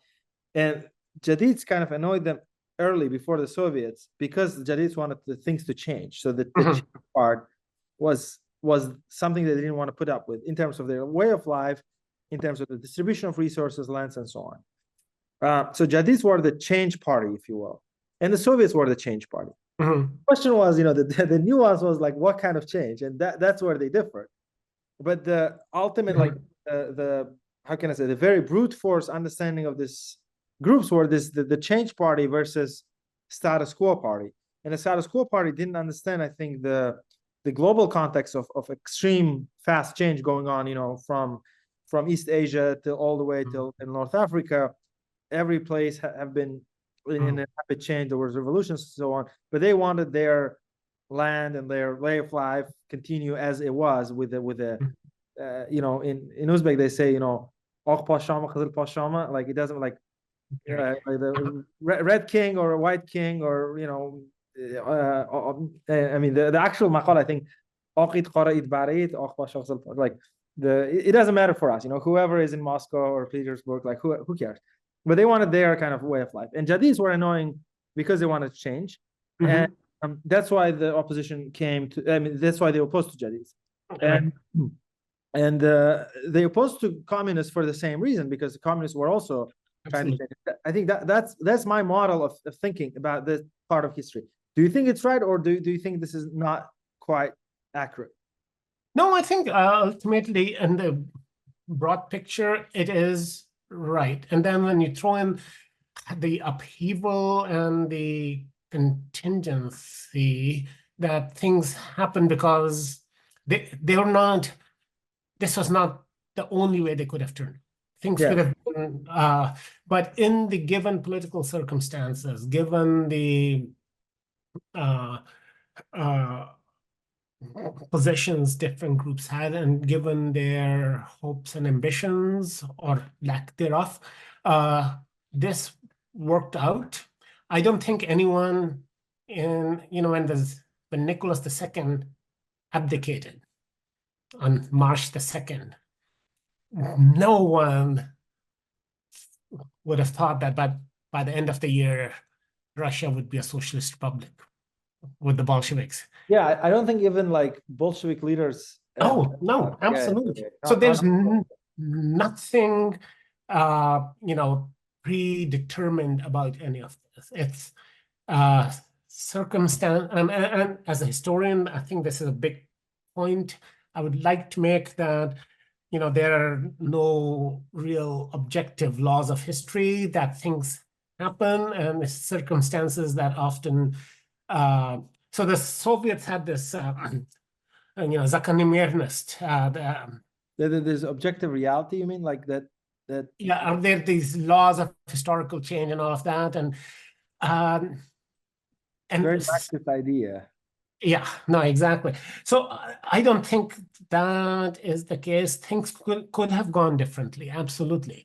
That if so, the big promise of the provisional government in March was that we will have an assembly, the Constituent Assembly, that will be elected on a one person, one vote, and that will write a constitution. It took a long time to organize those elections in the middle of a war. But if they had managed to have those elections in April, I mean, there are too many ifs, like if no, exactly. It was like I can give you like 25. Right. No. Yeah. So that's why I think in some ways, the trajectory of Jadidism after 1917, there was nothing essential inherent in Jadidism before 1917 that would lead them in that direction. If the circumstances are important, keep in mind. So let's move 20 years forward. And so my thinking is the following, and I really want you to say how wrong this is. Because one of the things that makes a podcast or discussions interesting is that you need to have somebody who's wrong, and you need an expert to correct it. Like, when I watch Olympics, you see people doing really great things, but I sometimes want to see an average person compared to them, see like how impressive whatever they're doing. So that's why I'm trying to ask you a couple of questions about this. So in the 1917 and 20s, the national elites, some of them Jadids, Muslim Central Asians, became part of the Soviet hierarchy of power, let's say, right? Like they are in the committees, they are in sometimes in central committee and so on. And Soviet Union as a country kind of established its borders. They make borders with China in Xinjiang, which you discussed very much in your book, the latest book on Central Asia. They, I think, the border with Afghanistan also gets, I guess, kind of final drawings, if you will. So the Central Asia's borders kind of become intact. The Soviet republics are established, and the life goes on, let's say. And Lenin dies, Stalin comes to power, and there's a huge purge starting from 33 and kind of culminating in like 39 or something.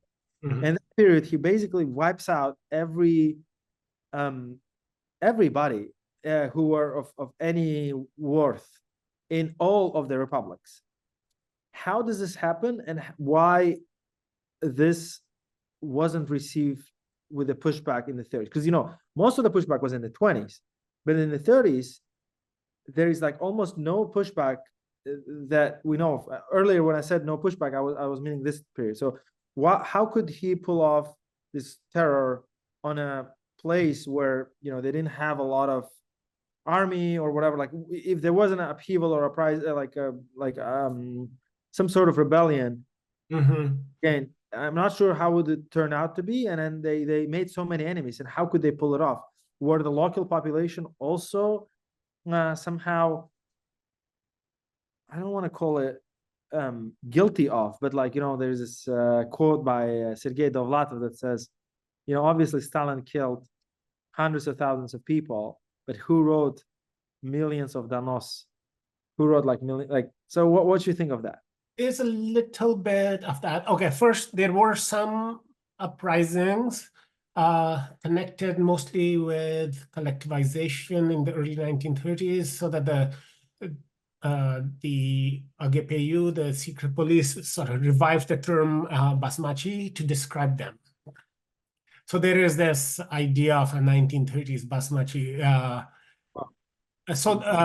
But I mean, that use of that term is problematic, but there was some pushback. But beyond that, yeah, I think society had changed. Relations of power had changed.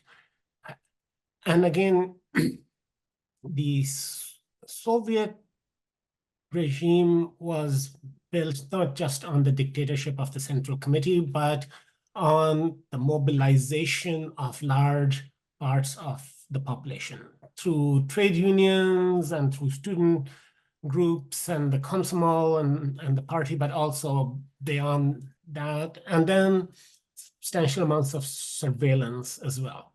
And so it's these denunciations that the Soviet rule had not left people alone. That's the big difference between, say, the Tsarist Empire, which had no participation. The affairs of politics were the business of the ruling elites of the Tsar and his servants, and everyone else should keep their nose out of it. The Soviet regime, even though it was authoritarian and all of that, was built on the mobilization of people on the terms of the regime. And so people were actually involved in all sorts of ways. You could not, well, you could out in the countryside, perhaps, you know, just go hide somewhere out, but not in the cities. And in the countryside, so in Kazakhstan, of course, it was an absolute, almost a genocidal famine that in which 40% of the Kazakh population perished. In Uzbekistan, it was not that destructive. The cotton economy sort of was coming in and was a disciplining force in its own right. But there are other kinds of relations of power coming into existence. And with collectivization, you have these collective farms that create their own sort of hierarchies of power. And people have talked about little Stalins all over the Soviet Union, and in many ways, the race of a kolkhoz was that. And so people were sort of knit into these positions and these webs of power themselves. And you could not really stand completely outside of it and wage war on that system.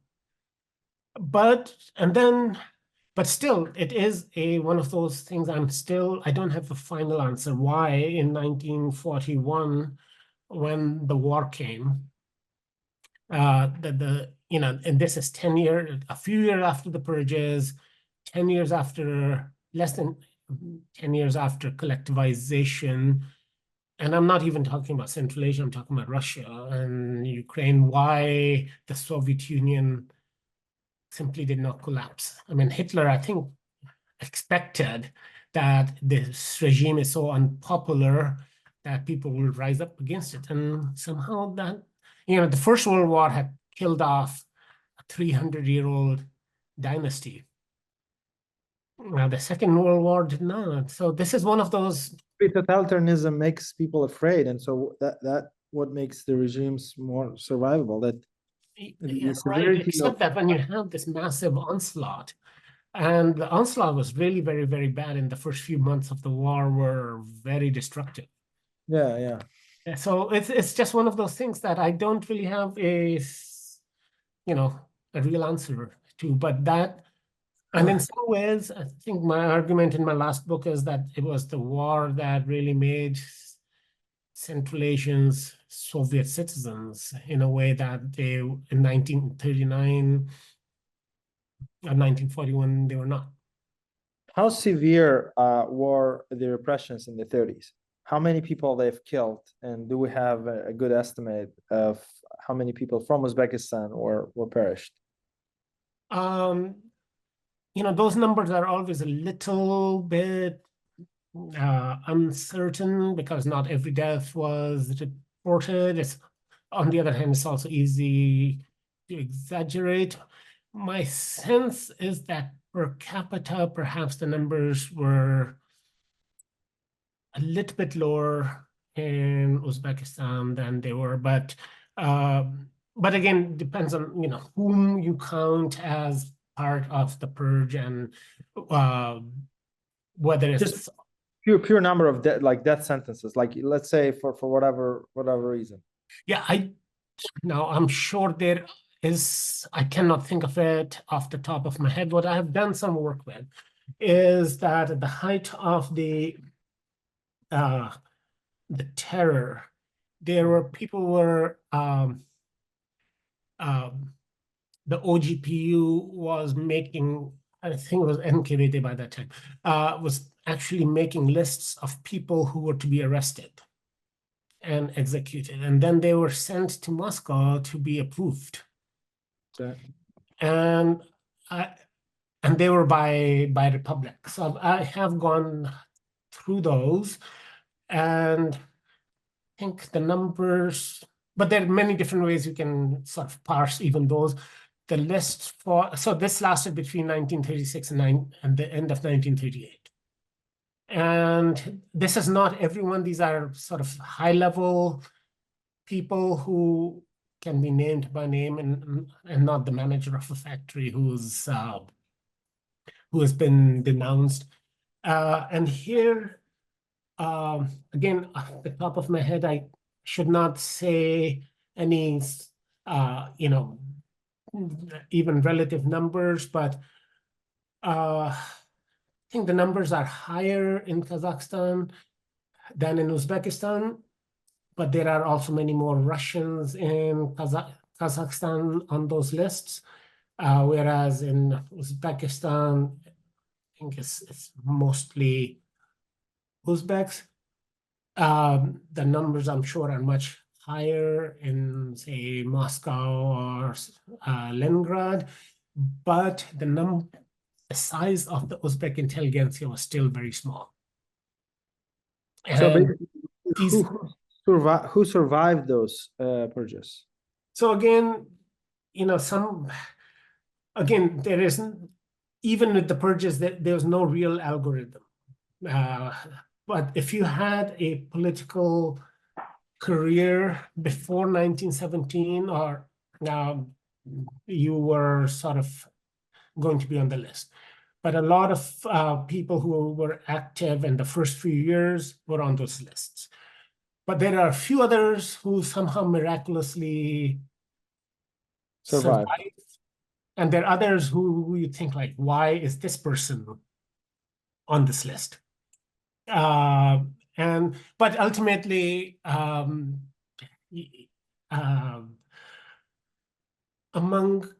the Uzbek intelligentsia, a lot of the Jadids,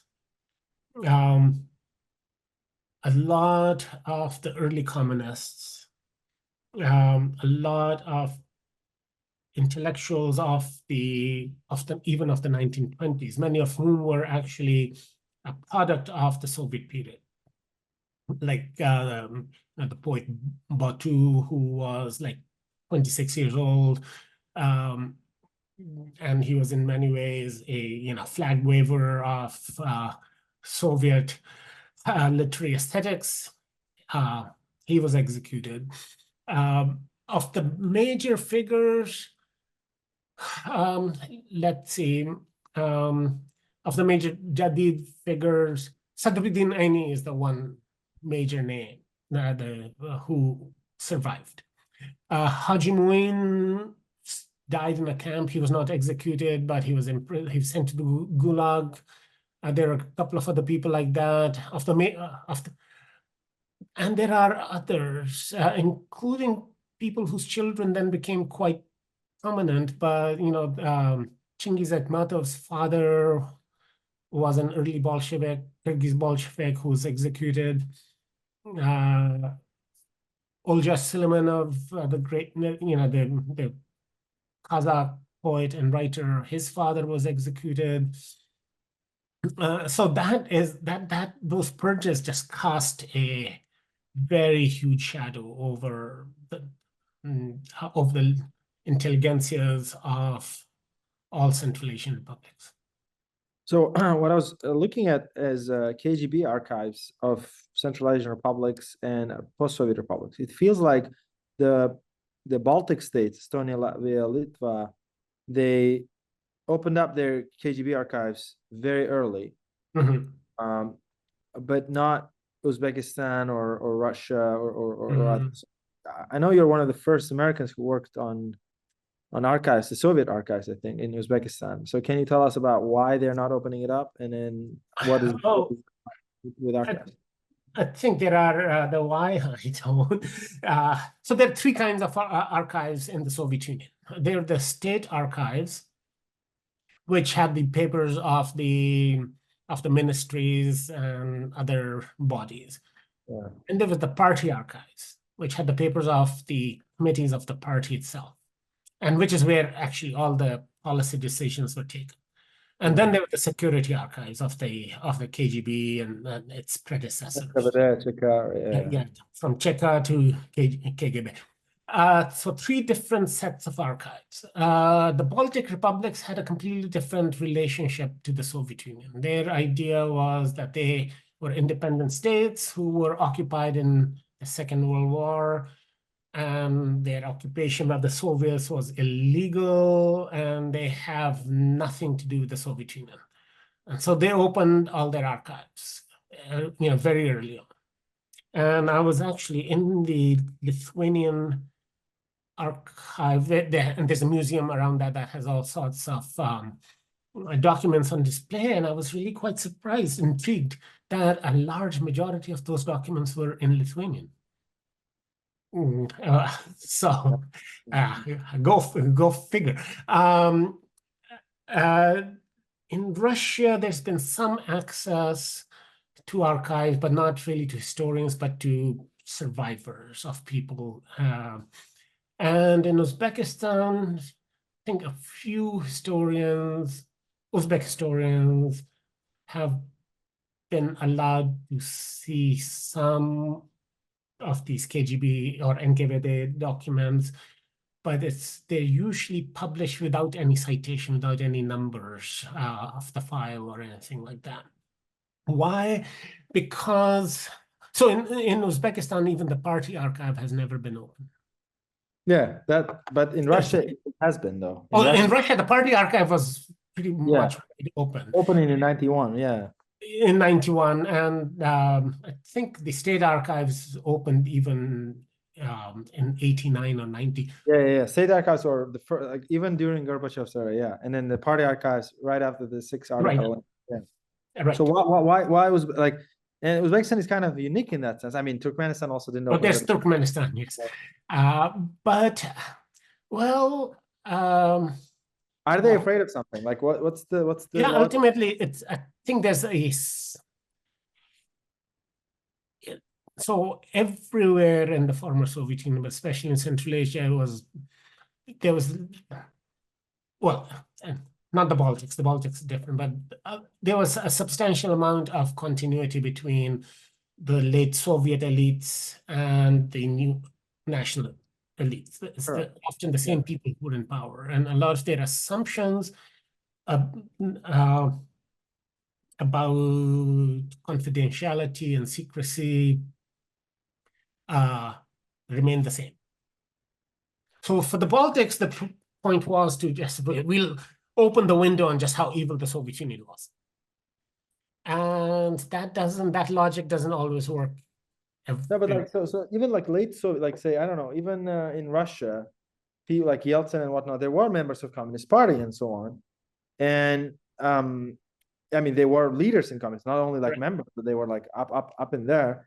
And I feel like the people who did the crimes in the 30s or in the 20s are very different from Soviet elites in the 80s. But why in Uzbekistan they felt like, you know, it's gonna like what was like I just trying to understand. I'm not saying like this is right or wrong, but just like I'm trying to think is like there was no a lot of continuity between people who killed in the 30s. No. I think a lot of people who survived who were the perpetrators of those crimes. They didn't survive until the 80s, I feel like. So why was the secrecy? So, well, I say that you know, I am not privy to the decision, so I can only guess. And you know, if they had asked me, I would have said, "Open everything up, and let me be the first one in." Yeah. So I've worked in the so okay. I think there's a sense that archives are full of secrets, and we should not. So there's a general attitude that, I mean, and even the late Soviet, you know, when Gorbachev came to power, he was told, even as as the general secretary, that there are some things that were secret, even from him. So there was a culture of secrecy in the Soviet Union. Yeah, that's for sure. Just regardless of what you are asking. Correct. Yeah. I think that in some ways that's survived. There was the sense also that, so in Uzbekistan, the state archives were wide open and I worked in them, but the party archive was never opened. And there is, again, a sense that there are perhaps inconvenient things, but I think at the basic level is simply that secrecy is a virtue. I have Kazakhstan opened the party archives, though, right? In Uzbekistan, no. No, Kazakhstan. Yes, Kazakhstan has opened them, and Kyrgyzstan has opened them, and I think there was not a lot of backlash or anything that I heard of. No, I know. So some of it has to do with the who is making the decision, and I think the Karimov regime had more continuities with this with the late Soviet period than even Nazarbayev. Yeah, and with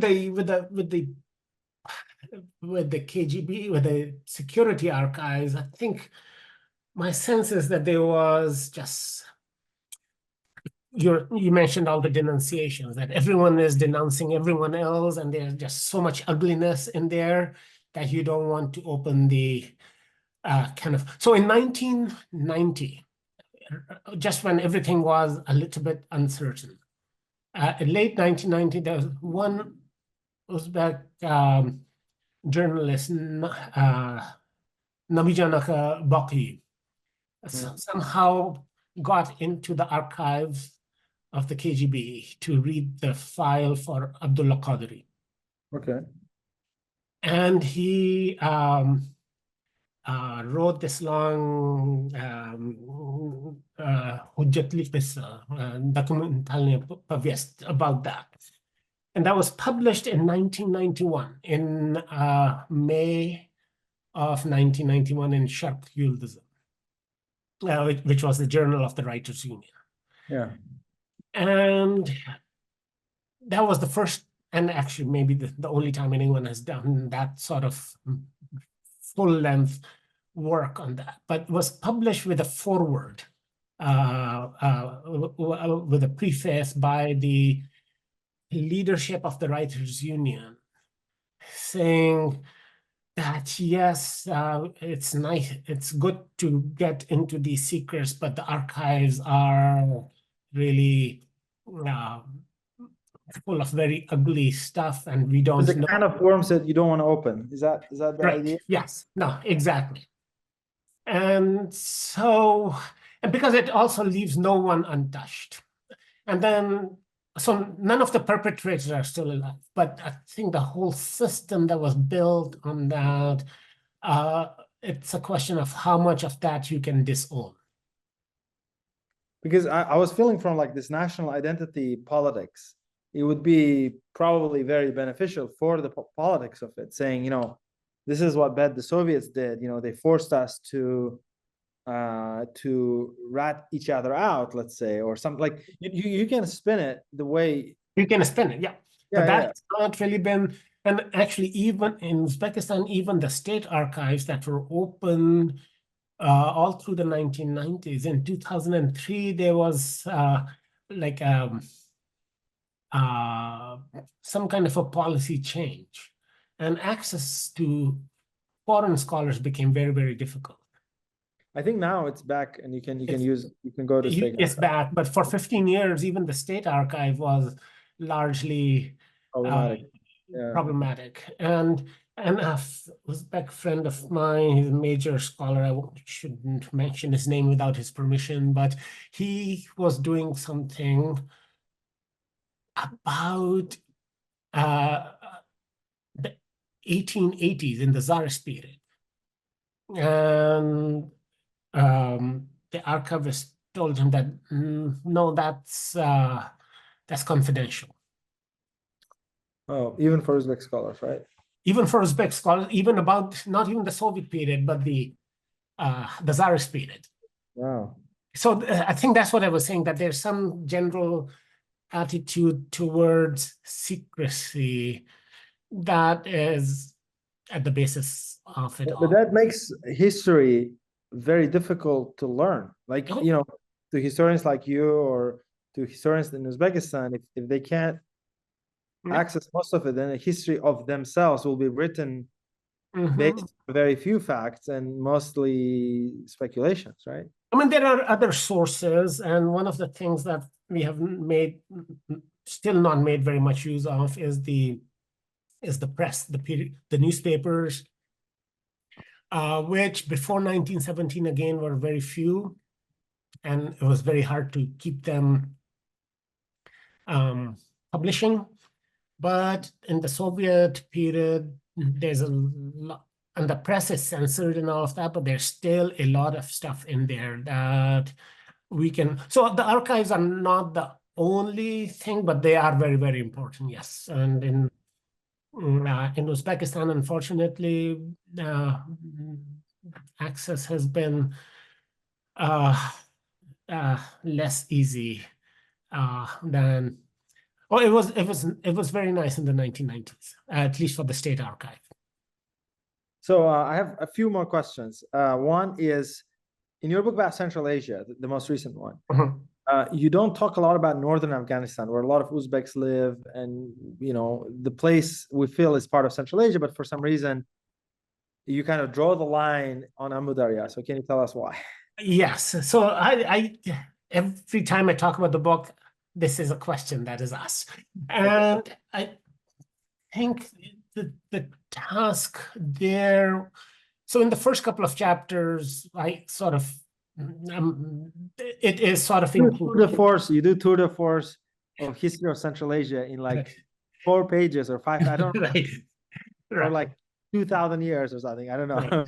And that was simply as background so people know what, but after that, I thought about that, but where to draw the boundaries of Central Asia. And, you know, there are many different definitions of Central Asia, and there's one that includes, you know, everything from the Volga to Tibet. And then in Soviet times, the word Srednya Asia only meant 4 republics. It didn't even include Kazakhstan. So, I had to define the region for myself, and ultimately what I wanted to write about was the period of imperial rule, and then that both the empires became communist states. And so I found that, I did want to tell a story or create a narrative.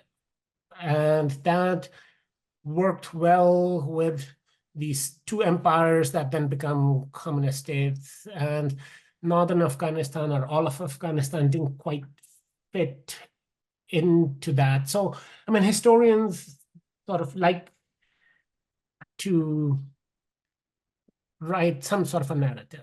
And that if I were writing an encyclopedia, that'd be totally different. But and so that was my excuse. Afghanistan sort of comes back in one of the later chapters, when I think the proxy war in Afghanistan had a substantial part to play in in recent history of Central Asia, of the Soviet Union as a whole. But that's the So the other question is, again, of Xinjiang, of East Turkestan, or so why do you think that Soviets didn't want to take away that part of now China? Right.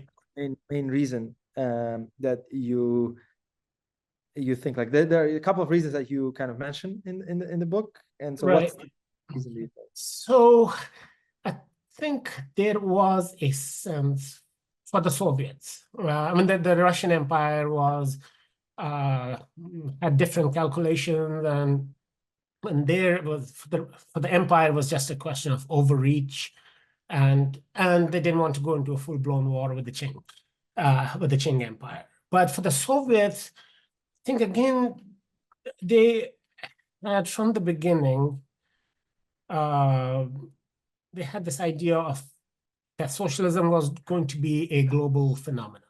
Question was, why didn't the Soviet Union take away Xinjiang?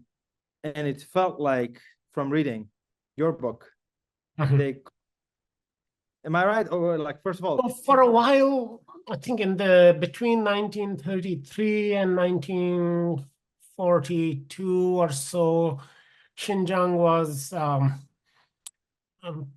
basically a Soviet satellite. But other than that, was a couple of things that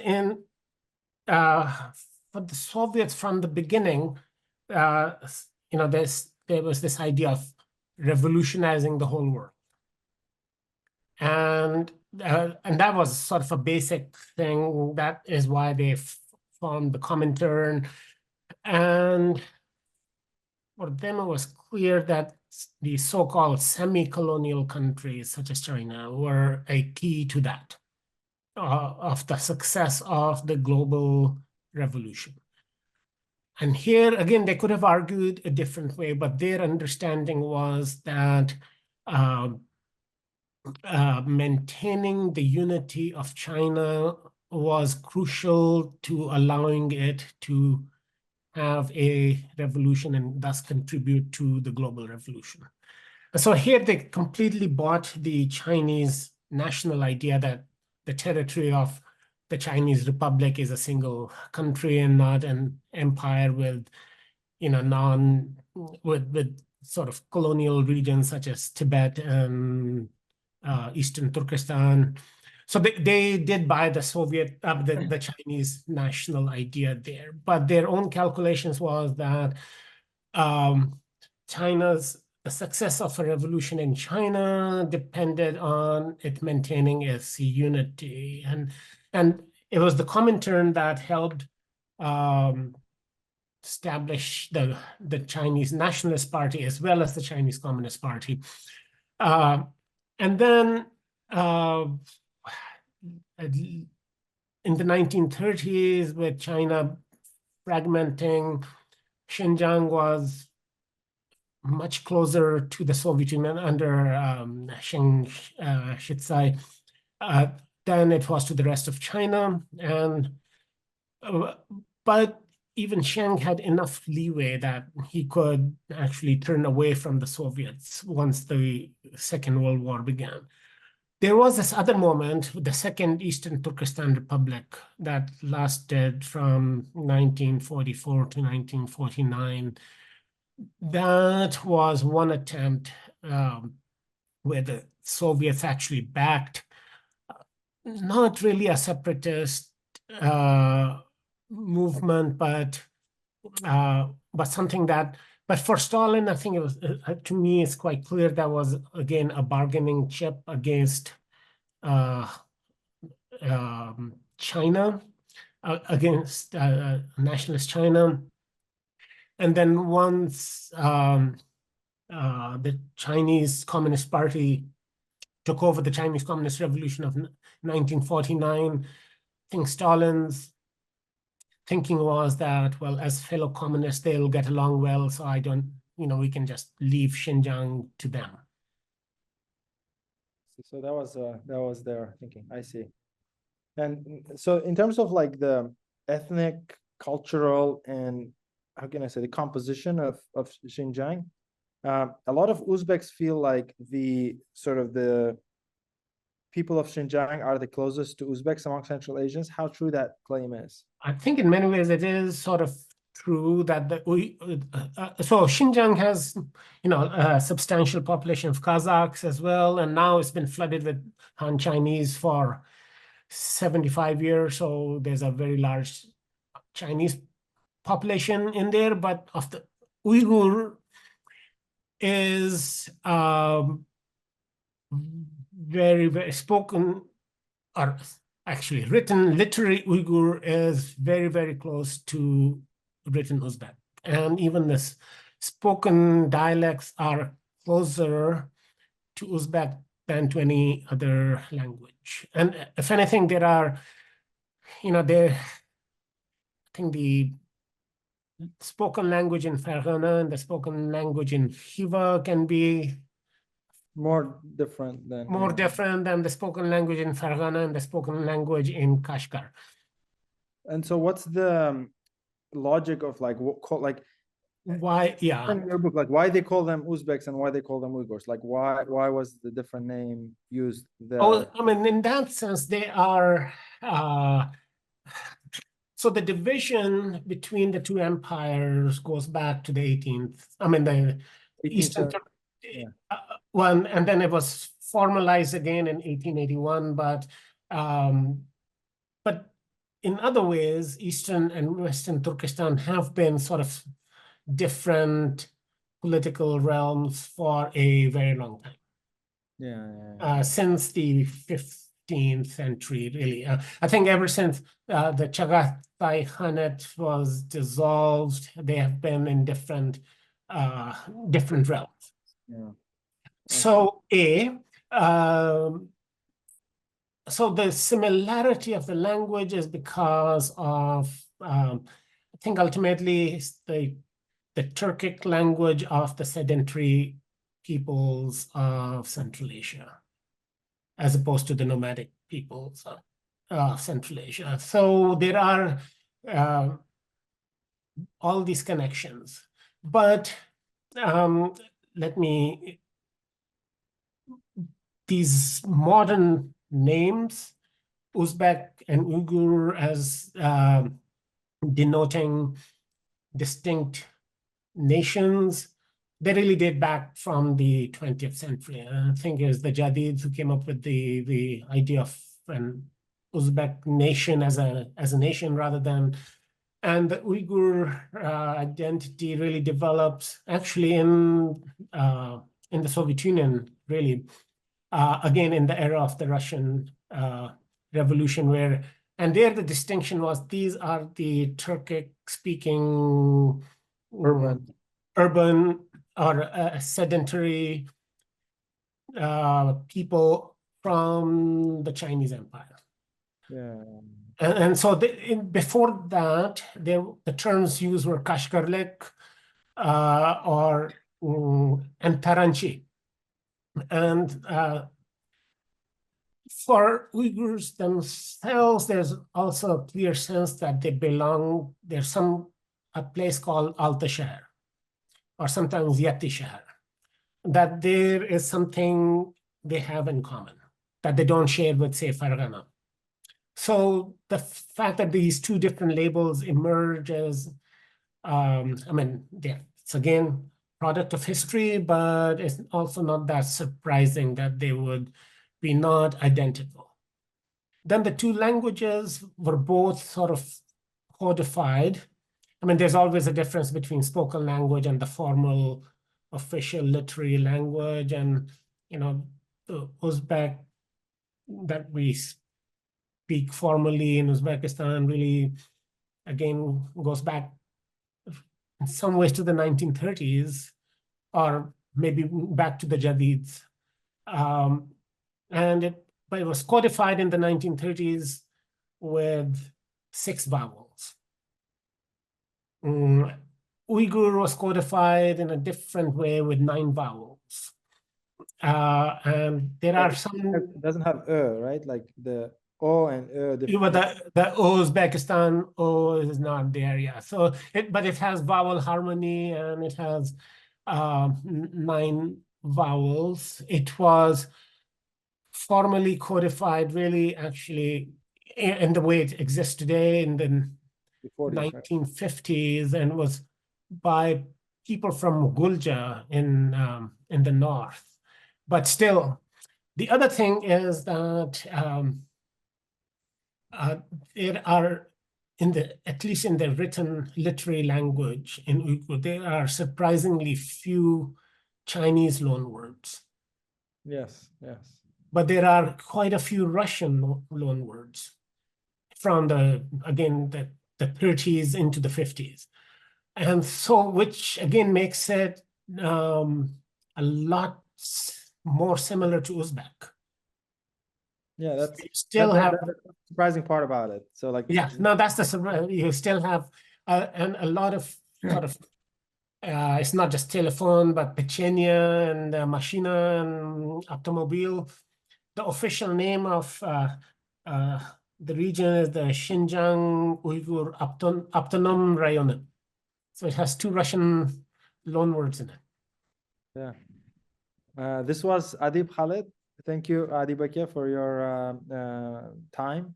I think our listeners and viewers would really enjoy our conversation. Thanks again. I hope we'll continue this because, you know, now we've talked for a few hours, and I think we'll have to talk more about this kind of stuff. Thanks a lot for the books, and I wish you luck in your new endeavor. As I understand, you're writing a new book, right? Yes, I'm trying to finish up something that did not go into making Uzbekistan, which is again about Muslim communists and their place in the party. And then I do want to do something about all those Indian revolutionaries who were in Tashkent in the 1920s at some point. Yeah, we wish you luck, and you know, you're always welcome to visit Uzbekistan, and we'll hope you'll enjoy your time there. Thank you. Thank you very much. My pleasure.